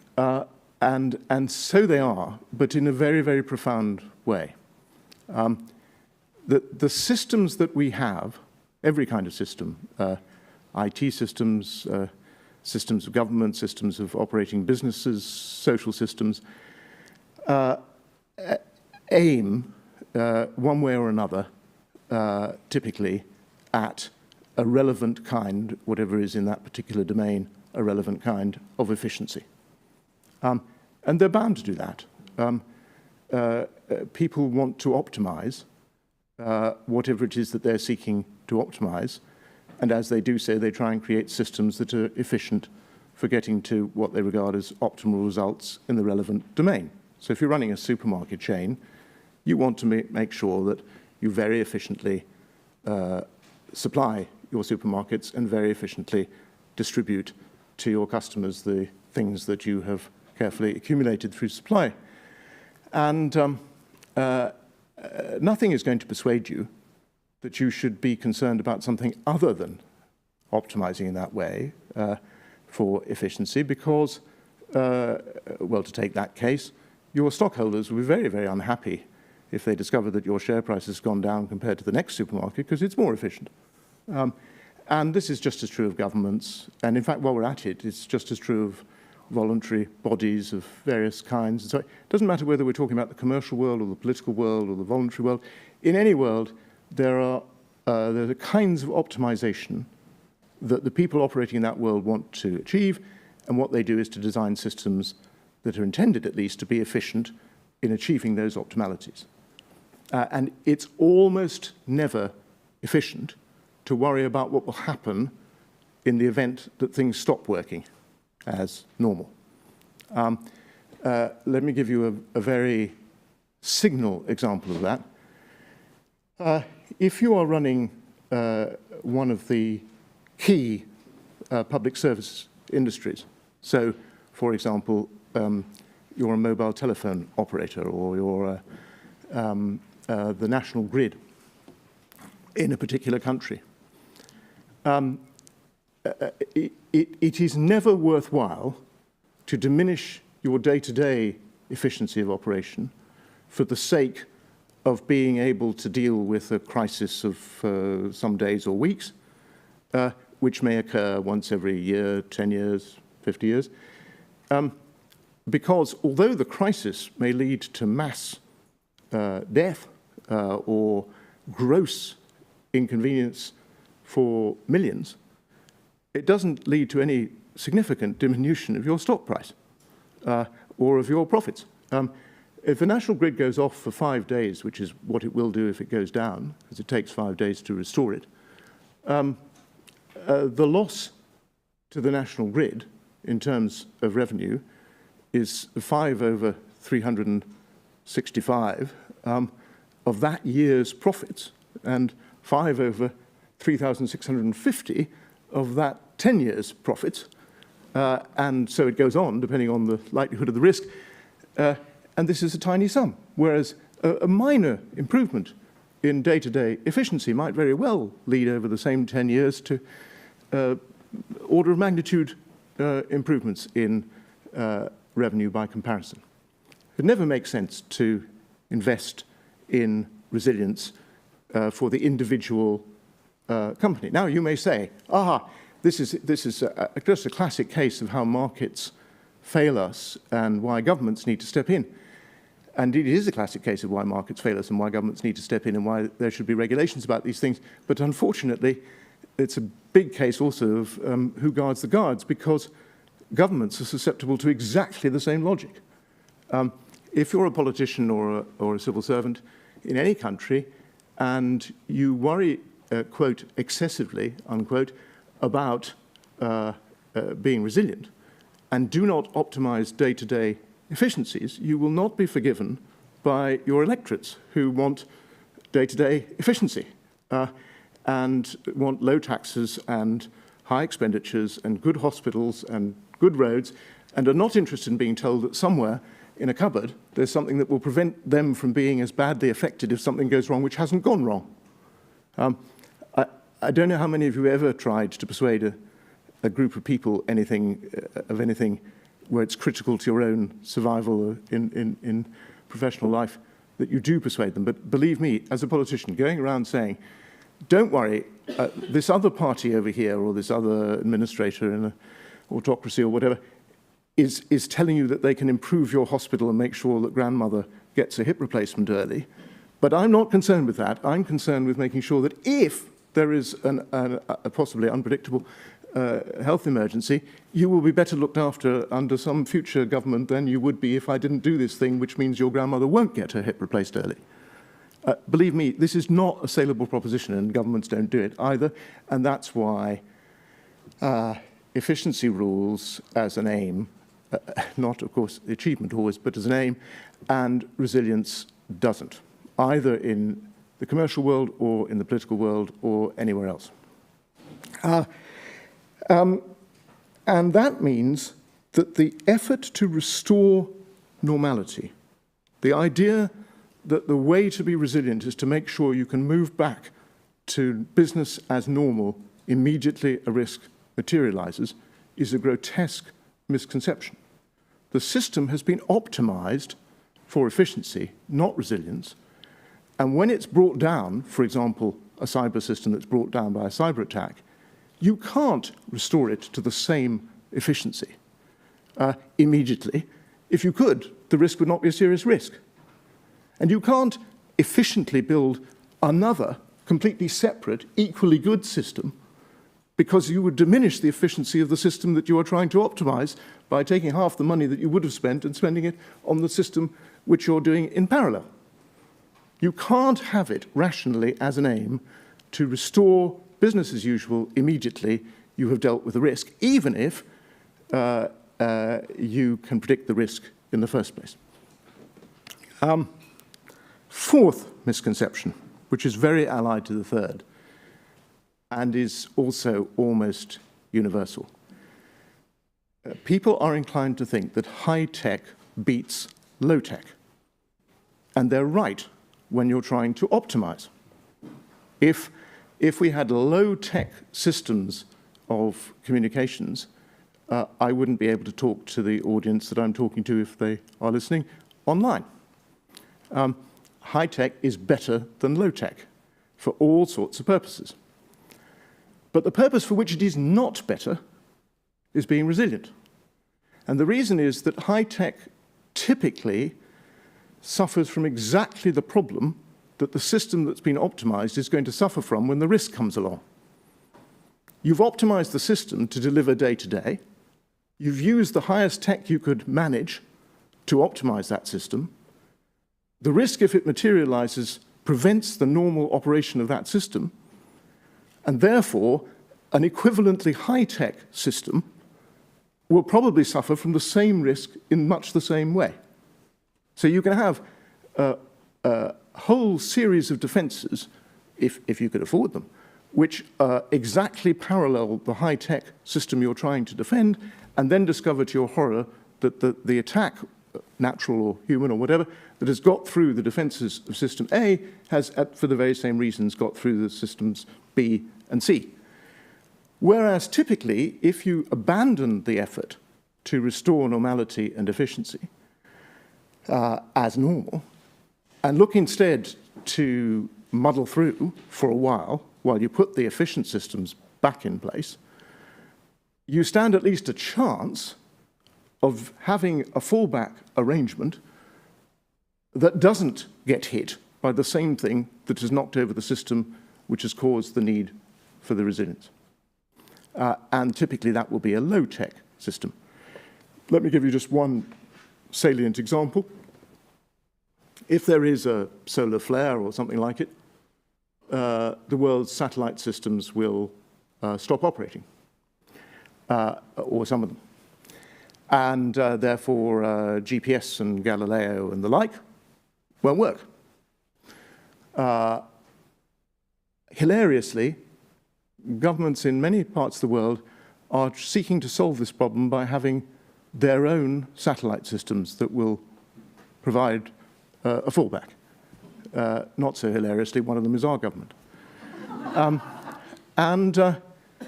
There's a problem, which is that the solar flare that afflicts the GPS will also knock out the satellites we put up to protect against this.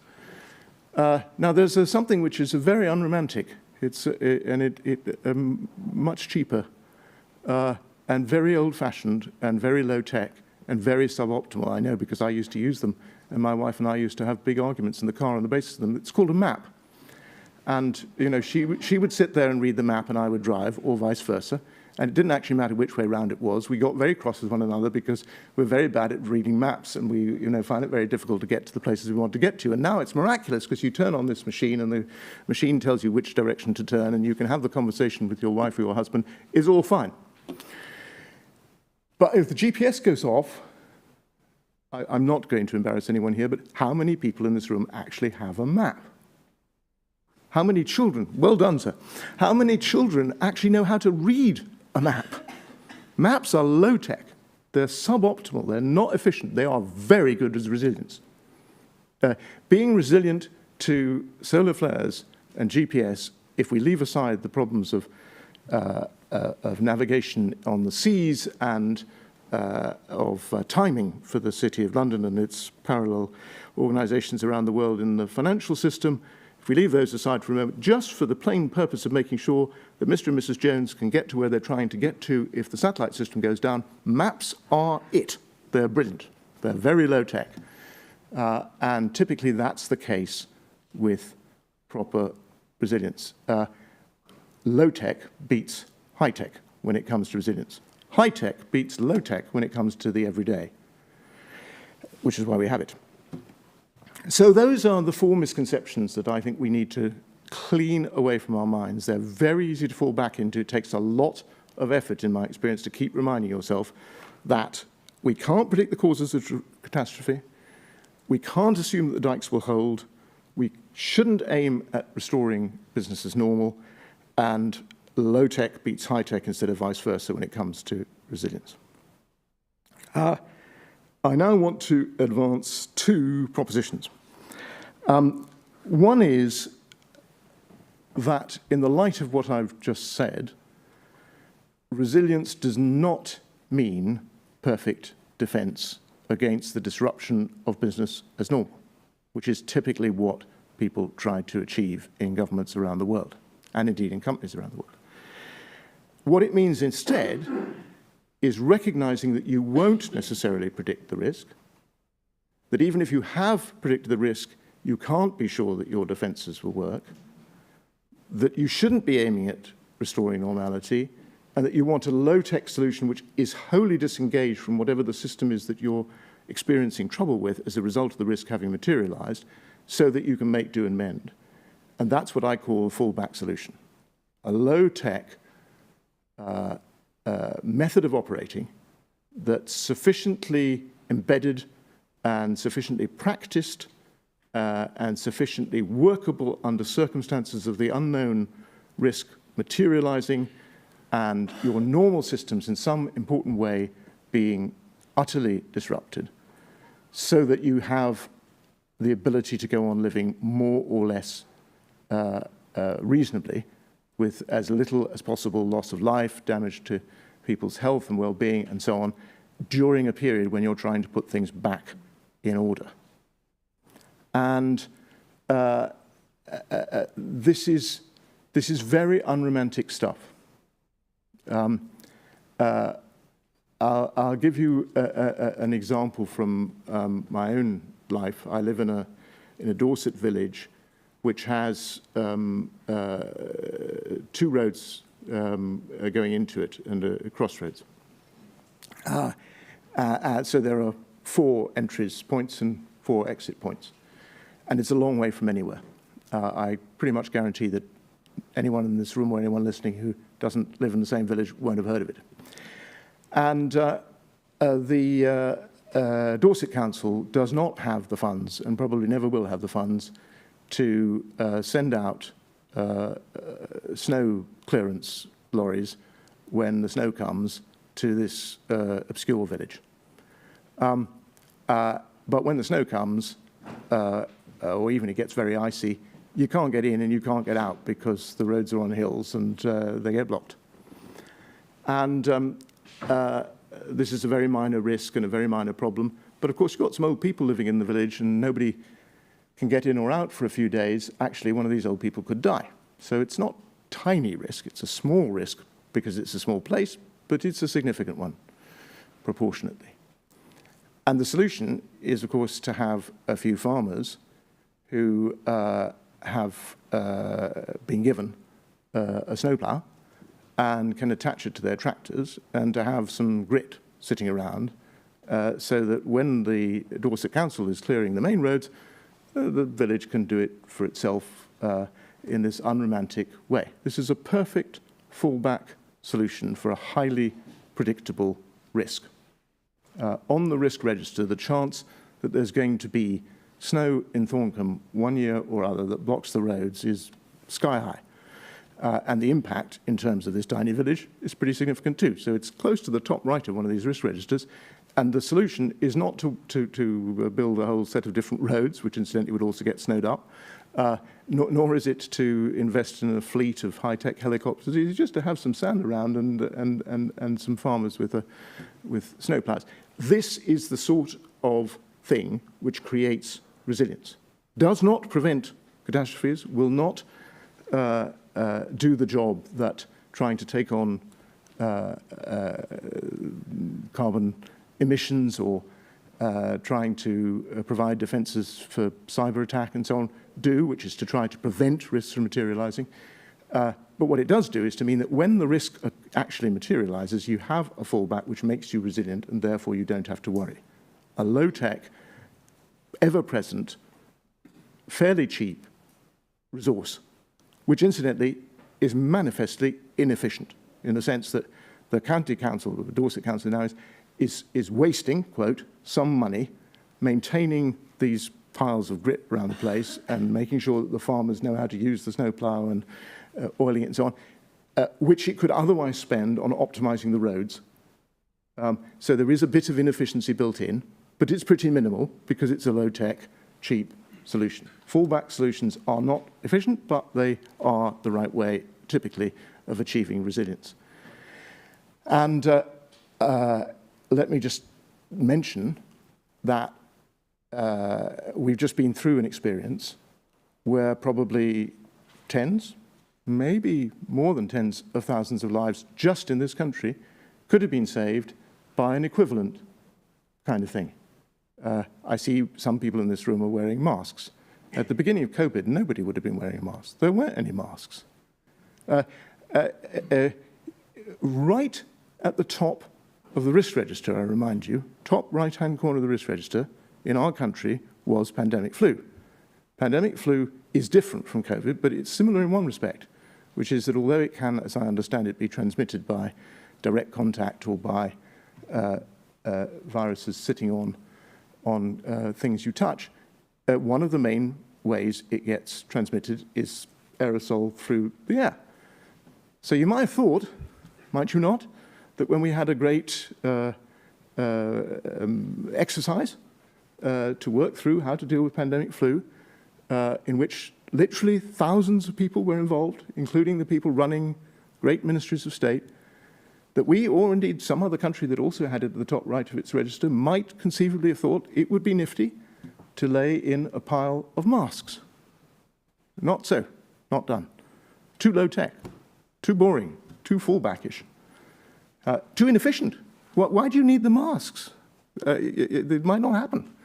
But actually, we could have saved probably, as I say, tens of thousands, maybe many tens of thousands of lives if we had simply had a large stock of masks at the beginning and known how to use them and known when it would make sense to use them. These are not death-defying propositions, but they don't happen because they're unromantic and people are looking for ways instead of doing romantic things like working out how to prevent viruses from spreading or working out how to cure viruses or even, which was an enormous help, working out how to vaccinate against viruses. But actually adding all those efforts to the simple fallback solution of having some masks around would have been an enormous benefit. So my first proposition is resilience means fallback to easy, simple, inefficient, not business as normal, low-tech solutions that can get you by and help to ameliorate under circumstances where either you didn't predict the risk or it's got through your defenses. And the final point I want to make, the final proposition I want to advance is, this sounds incredibly easy, so you are probably thinking, why on earth doesn't it happen? And the answer is, it isn't easy at all. It's mind-numbingly difficult to persuade either democracies or autocracies that they ought to bother about having resilience. It just isn't interesting.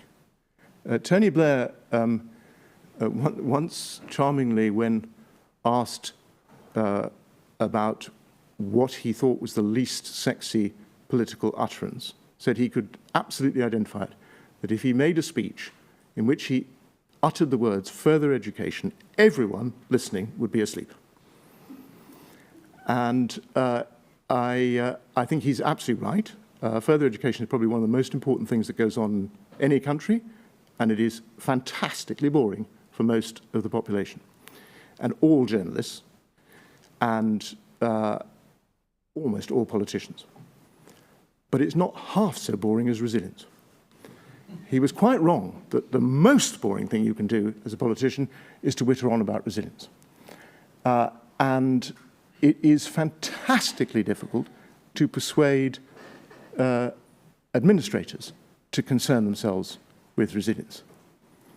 There are a legion of reasons for this, which I won't dwell on because I want to leave some time for discussion in a moment.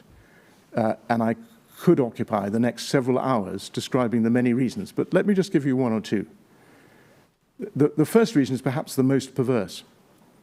If you as an administrator or as a politician, or indeed while we're at it as a chief executive of a company or something, invest time and effort in getting people to be concerned about resilience, and then build up fallback solutions, the worst fate that can befall you is that these actually prove to be necessary.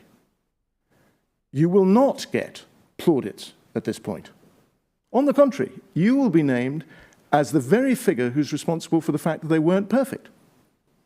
It's your responsibility. So much better if you can point to your predecessors and say they completely failed to give me a legacy of resilience. As soon as you invest in resilience yourself, you become responsible for making sure that the resilience, quote, works. And if what people are expecting is business as normal, and all the resilience does is to enable you to muddle through, you get absolutely no thanks at all. You just get brickbats. But in the meanwhile, you are spending your time talking about something which is incredibly boring and incredibly, in quotes, wasteful. And now I just draw your attention to the miracle of modern government brought about by William Ewart Gladstone in the 19th century in this country and replicated in almost every country on earth, which we call the Public Accounts Committee. Most awesome parliamentary device. Only committee that permanent secretaries are afraid of. Only committee that ministers quake when they go before it. And what does it look at? It looks at efficiency. It looks at waste. So, Minister, you have been responsible for establishing very large piles of salt sitting around. Why? Did we need the salt this year? No. Did we need it last year? No. Can you be sure we'll need it next year? No. How much did it cost? Millions of pounds. Why are you wasting millions of pounds, Minister? So it's not just boring. It's not just that you're taking responsibility if it doesn't work after the event. Ex ante, you are the wastrel. You're the person who's investing in something we don't need, that has no purpose. And the more of it there is, the worse the situation is. Imagine it. Some luckless Secretary of State for Health or Chief Medical Officer or Permanent Secretary in the Department of Health and Social Care or whatever decides to invest in, what would it be, 1 billion masks? 20 masks per person, roughly speaking, in Britain. They have to build a huge set of warehouses for 1 billion masks. I was the luckless inheritor from a grandfather of an enormous number of rotting coconuts. I can tell you, these things occupy large amounts of space, so you need huge areas. When are these going to be used? No idea, maybe never. Why are you investing all this time? And then, incidentally, you've got to air condition the place so they don't become decrepit. You've got to go in and replace them when they look as if they nevertheless are getting decrepit. You've got to guard them. You've got to... It goes on and on. All completely uselessly, quote. So resilience is a phenomenally difficult uphill task to introduce into any rational, optimizing political system. And it doesn't matter whether it's democratic competition or the competition within more autocratic kinds of government, in either situation, resilience almost always will lose out against either defensive works where you can go before the Public Accounts Committee and say, look, we have built a foolproof, ironclad system of preventing whoever it may be from penetrating our defences. And I can tell you more. Day by day, it is preventing, it is, incidentally, that's true, our cyber defences, preventing thousands of attacks from all over the world. This is not a waste, this is a wonder. This is a high-tech wonder. The low-tech factory or warehouse containing billions of masks, never used, useless. Resilience is politically toxic. Defense against, that's telling me I must stop in a moment. Defense is politically sexy, and that's why resilience loses out. So there are misconceptions that need to be addressed, and there's a doctrine that needs to be adopted, and that doctrine probably won't be adopted because it's very counterintuitive for politics, and therefore I hope that your centre will do something to change this and make people realise that resilience actually matters. Thank you.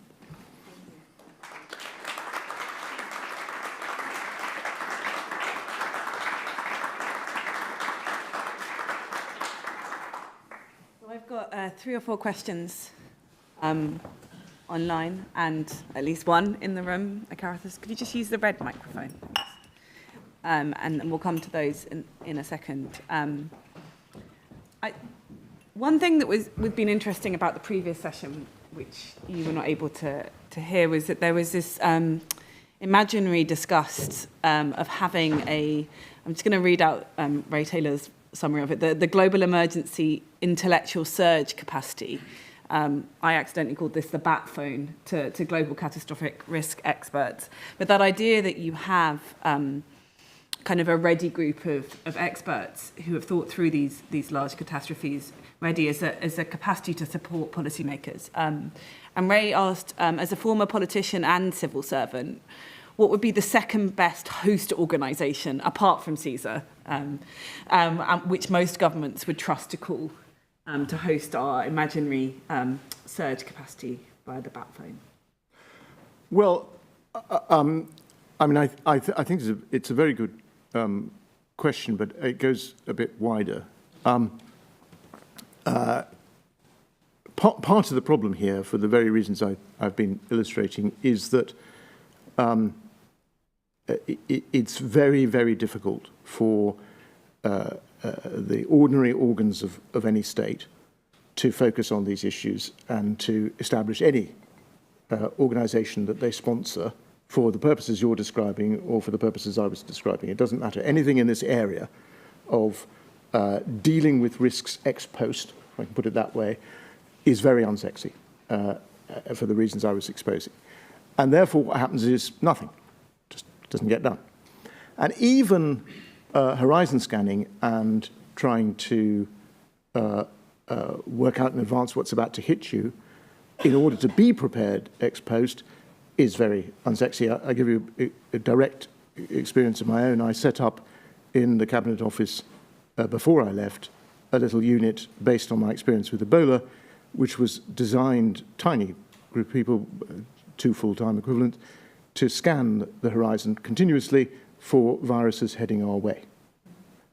Along came a series of problems for government. In that case, it happened to be Brexit, but it's not because it was nothing to do with Brexit itself. It's just government got busy. And this little unit, somebody said, well, no viruses head our way. Why are we worried about this? And they were taken off the job and put onto Brexit planning, which was really happening. And that typically happens. So my first point is, if you want to do something like this, you need it not to be in government. Because if it's in government, it will quickly be used for something, quote, more important.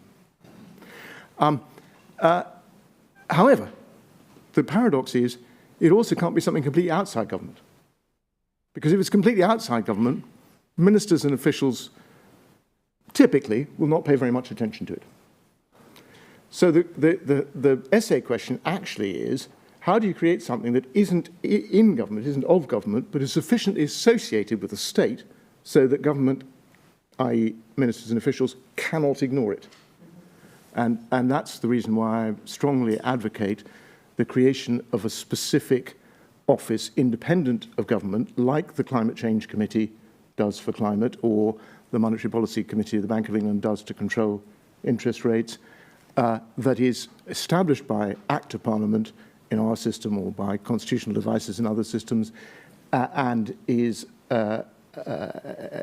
empowered with the ability to spend public funds to do nothing other than deal ex ante with resilience and ex post with catastrophes, and to advise, and which can not only call on public funds of its own permanently by statute, but also can call government to account, as the Climate Change Committee does with the budgets that it sets for carbon every few years. So you need an institution that is somewhere between the core governmental activity and non-government. It needs to be in a space of its own and endowed with a power, but not be subject to being derailed by governmental necessities day to day.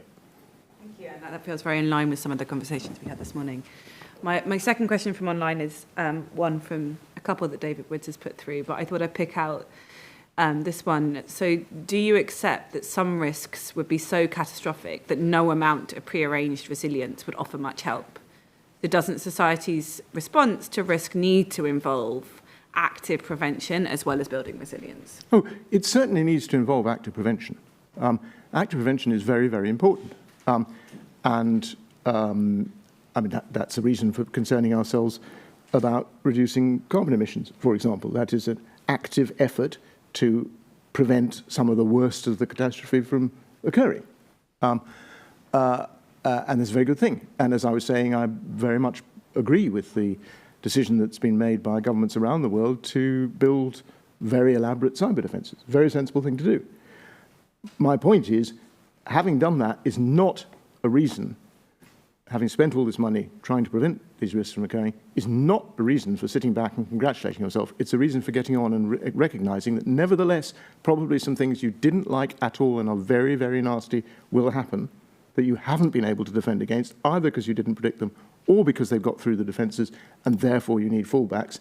And if you're designing your fallbacks so they deal with impacts, not causes, and they therefore don't depend on predicting which kind of disease, they don't depend on knowing why it is that the satellites have stopped working or the grid's been falling over or whatever it may be, they just say, if any of these nasty things happen, we've got some fallback solutions that will allow us to carry on for a while we try and put these things right. That's a very sensible attitude and should be added, not substitute for, but added to investing in defense against these things. There is a group, finally, of risks so large, maybe I should say in some cases certainties, near certainties, so large that there's no point in trying to prevent them. I'm not aware of anybody who knows how to stop the sun absorbing the earth. And we just have to reconcile ourselves to a certain point. Some far distant descendants of ours will have to go somewhere else if they want to go on surviving. So you shouldn't worry about the risks you really can't do anything about. You should worry about the risks where you can provide defences, and you should worry about the possibility that those defences will be penetrated or that you've predicted the wrong risks and have fallback solutions. And the final question from online was, I think it's Sam Smith, although it says Smith Sam. So he's read your book, Apocalypse How. Thank you. And he said you offered reverence to the Civil Contingencies Secretariat in that book. Is that correct? Yeah. And if you were writing your book again now, what would you change? I think he's asking, would you still offer the same reverence? Oh, yes, I think the Civil Contingency Secretariat is a very useful device. I don't think my view of that has changed at all. But it's not the whole answer. And part of the reason it's not the whole answer is it's a very tiny organization inside a very large thing, which, this is Russian doll, which is inside a very large society, which is inside a very large world. And so it's just one element of the mechanics. And I do think that there is an institution missing, which is the institution we were discussing just a moment ago, which stands between government and society and invigilates government and focuses just on the question of ex-ante prevention and ex-post management of risks as they materialize. I'm going to give Paul the privilege of the first question, and then we'll come to Thomas. Paul Ingram from CSER here. Sometimes the stupid questions are stupid, so I'm going to make myself look stupid. But you finished your talk by saying that defence was sexy and attracted a lot of support. And my question is why? Given that defence is itself a preparation for a crisis that if the logic fitted, would also be problematic in terms of preparing for. And the answer is probably obvious to everyone in the room. But then, in that case, what are the lessons we can take from the fact that defence is sexy to then apply it to other catastrophic risks, which could then become sexy? Oh, sorry, I didn't mean defence in the sense of the Ministry of Defence. Okay. I meant defence in the sense of defensive mechanisms that are designed to prevent risks from occurring, as opposed to resilience fallback mechanisms that are designed to deal with risks once they've materialized. So, yes, I mean, defense, the Ministry of Defense is highly sexy, and that's because they have taken trouble over some millennia to make it so. So, you know, they've got bands and they have fancy uniforms and marching and generals who have the ear of the Prime Minister in the newspapers and. This is called, in unflattering but more accurate terms, the military-industrial complex. And, you know, that's very sexy. And there's a huge, colossal vested interest in it. And incidentally, 3/4 or 8/10 of it or something, completely useless as defence. It's actually giving us the capacity to project power. I haven't noticed any particular example of why it's useful for us to project power, but and nevertheless we seek to project power, and that's, you know, people believe in this. So yes, that's very sexy. No, but it's sexy to have the National Cyber Centre. So I didn't have any difficulty with some other ministers in persuading my colleagues in the National Security Council to authorise large expenditures to improve our cyber defences. We were even able, alongside other governments before and since, to persuade both the public and politicians and officials to spend very large amounts of money building flood defences. So, which are not, you know, neither of those come under the Ministry of Defence, but they're very sexy because you can go and see them. They're huge things. They're defending you against floods. The floods happen every so often. You can see the water doesn't come in. You know, get your OBE. But this pile of masks or the pile of salt or maps being distributed, this seems infantile. That's what's not sexy. Lots of questions coming. Back of that audience was first, and then we'll come down.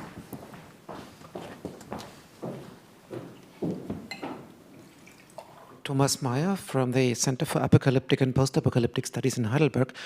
Many thanks for your really illuminating talk, which made completely clear to me that this thinking in terms of maximization, optimization, effectiveness is a major problem of itself when it comes to prepare us against catastrophes. May I take from your talk that this thinking in terms of capitalism is itself a major catastrophic risk for the world?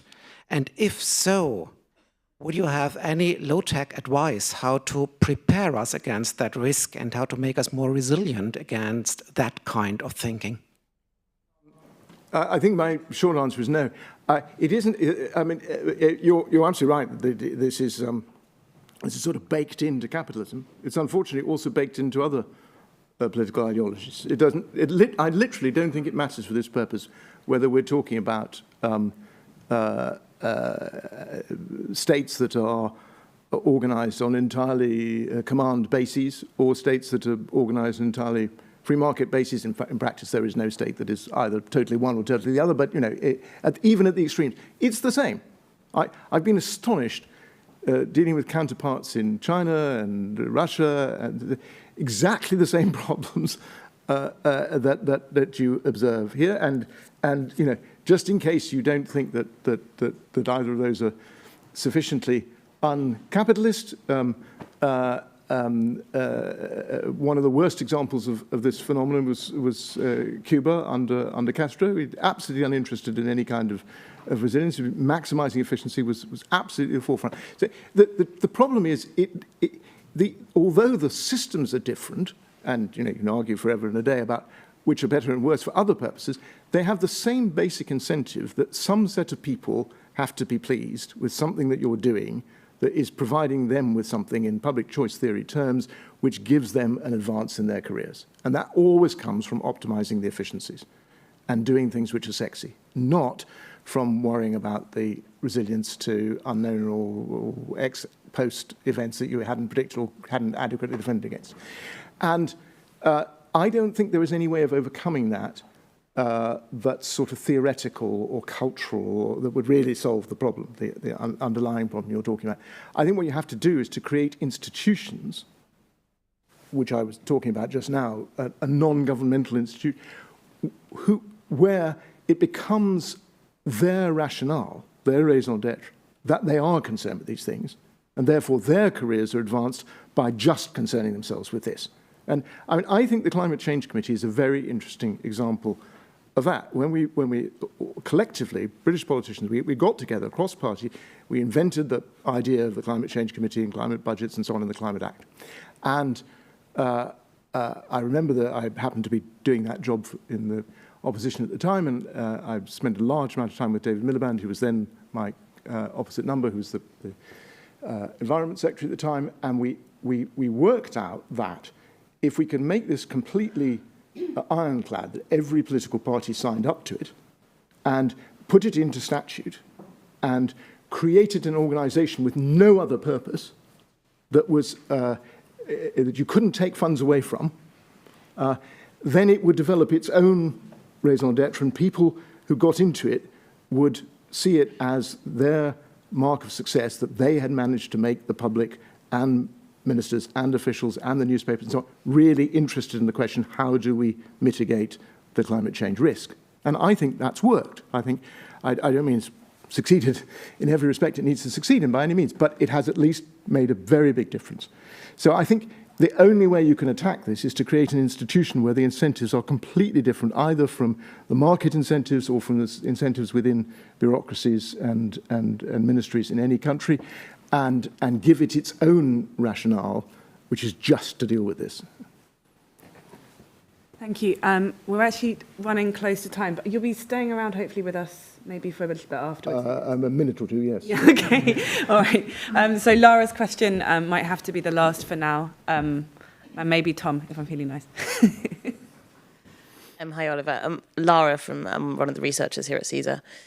So for the last couple of days, we've kind of talked about this kind of gap between, and certainly here in CSER, we've got a project where we're learning the lessons from COVID, and we use this terminology of implementation failures. It's not a failure of understanding the actions of what to do. We know that we should stockpile masks, but the action isn't done. And I guess, and we've seen that time and time again, and often you get this effect of short terms of office that you know, dissolve certain actions of the office before them. And so a lot of the onus that we've talked about this week is on us as academics about communicating our science and getting policymakers to take that seriously. But in wondering how we can incentivize policymakers to try to take what we are communicating more seriously too. How can we bridge that gap between information and action, which, you know, for example, we saw, I mentioned in my talk yesterday about the recommendations from Operation Cygnus, which were very clear about how to prepare for the pandemic, and nothing was actioned. How can we bridge that gap to incentivize politicians? I don't want to sound like a broken record, but I don't think you can.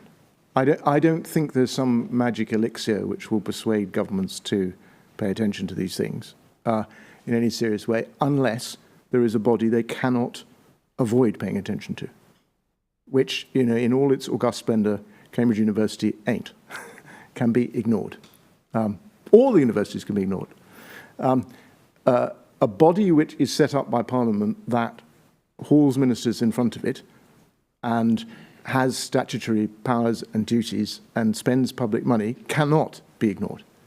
And that would give you a point of contact. Then you've got a group of people who are sitting there whose life is to try to make sure that things are done rather than not done, and who are going to report to Parliament that they aren't being done if they aren't being done.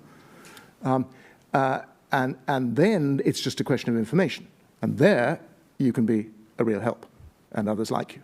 But at the moment, the problem, as you say, is not one of lack of information, not that there aren't places government could go to find these things out. It's not even that it doesn't find it out for itself. As you say, in preparing for the pandemic flu, these things were observed but not done. Why? Because there was an urgent need to spend money on curing people of cancer. And there was not a body that said, hold on, we have the power to say, even if you are wanting to spend money on saving people from cancer, you have to pile up the masks. And until there is such a body that has that incentive and isn't bound by the same imperatives that the Department of Health and Social Care and the Number 10 and the Treasury and political parties, and including opposition parties, are all bound by. They're all in the same unconscious conspiracy to be concerned about the hip replacements and the curing of cancer, and they just aren't going to invest in the masks until and unless they're forced to by something which is inside enough to make them, but outside enough to have this as its remit. Thank you. Join me in thanking Oliver. You can, Tom, ask your question afterwards. Thank you again. Thank you.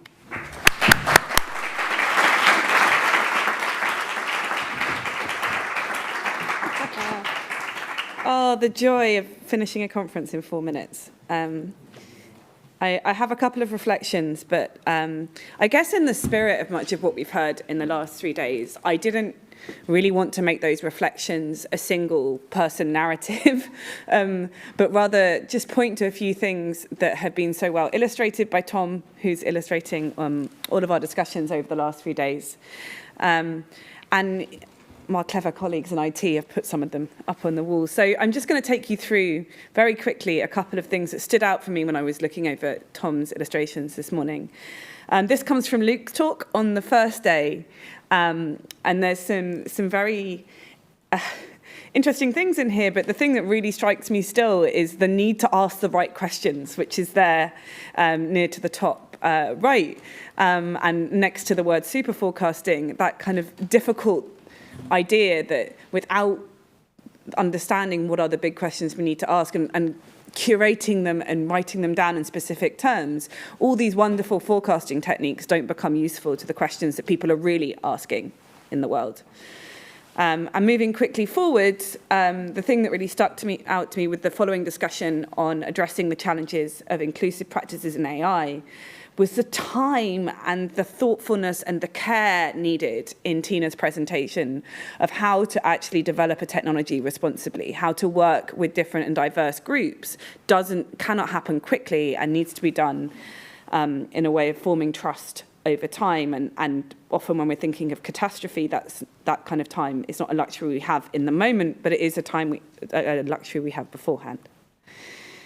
And this is a little bit more from that panel. You can see all of these on Twitter if you want to.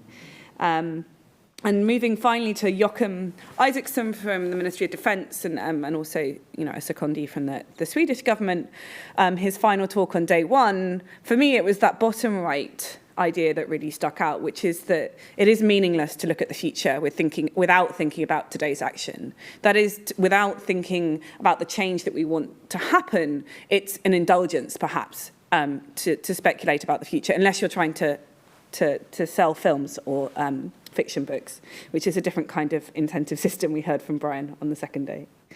So moving quickly to day two, with Lara's talk, that idea that you need experiential learning, you need active engagement, you need people to really want to come to the party or to the game or to the way of working. That creativity is an important part of what works for communicating around catastrophic risk. It is not responsible to just write a paper, make a PDF and expect someone else will read it. That is not how the contemporary world works, and nor should we expect it to be.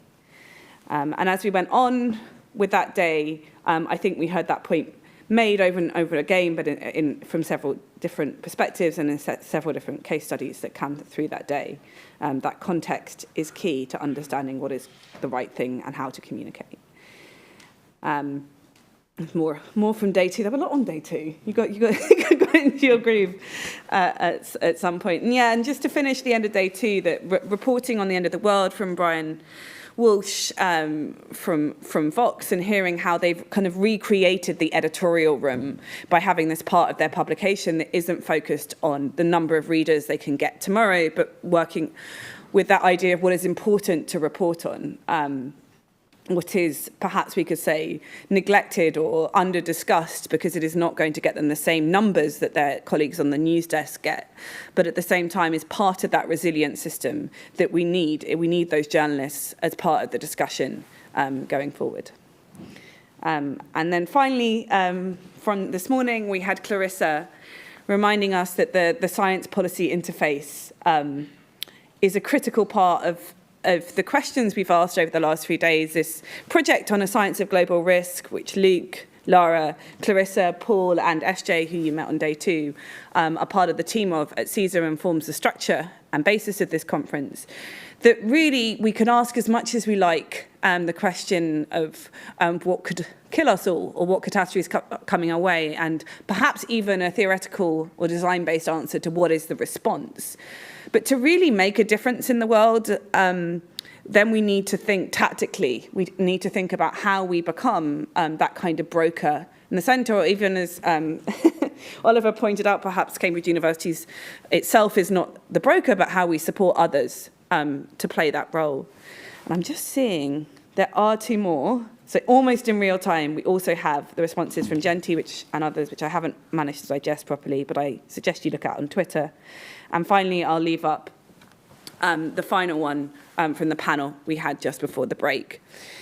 So if you'll give me 1 second and to reflect on most of this. It has, and there were a few comments on Discord as well, which I think lined up with this very well. And David Wood's idea that, yes, the awareness of risk is much stronger than the awareness of realistic solutions is a point well taken, and a challenge that we shall be taking forward at CSER and with our networks. But actually, I was reminded of a Cambridge philosopher, Baroness Honora O'Neill, who I worked on one of my first policy studies. It was called Science as an Open Enterprise at the Royal Society back in 2009. And Honora brought this clarity to our discussion of what it meant to be open, to work with networks, to develop change. She talks a lot about trustworthiness, the idea that it is not okay just to be transparent and open, but one needs to be intelligently open, supporting others to understand what you think and why you think it, to deserve their trust, that worthiness. And I really want to come back to something specific. She said, and Tim Lowens, who's now quite senior in history and philosophy of science at Cambridge, often says that trust is a 3-place relationship. I trust Oliver to do something. I don't trust Oliver to look after my children and pick them up on time from school. But I might trust Oliver to think of a very astute way of managing the cultural differences between the understanding of catastrophic risk and the political climate in the UK. And this 3-place relationship is something I think we need to reflect more on at CSER, which is, who do I trust to do what when a specific catastrophe is happening? It might not be the same person in all cases.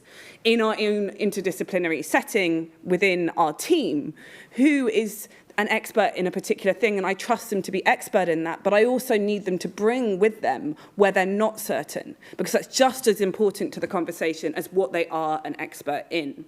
So what I don't trust Oliver to do is just as important as what I do trust him to do. And I hope we can take that forward as we build this community around Cambridge, and hopefully build it towards those realistic solutions that David Wood's talked to. And my final shout-out goes to Anders Sandberg, who's been active on Twitter, Discord, in the room, and given us 2 lightning talks. Prizes for efficiency definitely go that way, if not resilience. I don't know how you're feeling at the end of 3 days.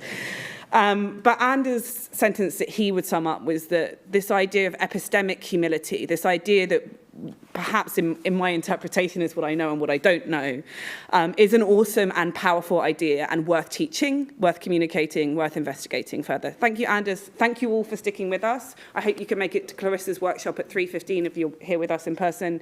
If you're in Discord, see you soon. Thank you. Thank you, Oliver.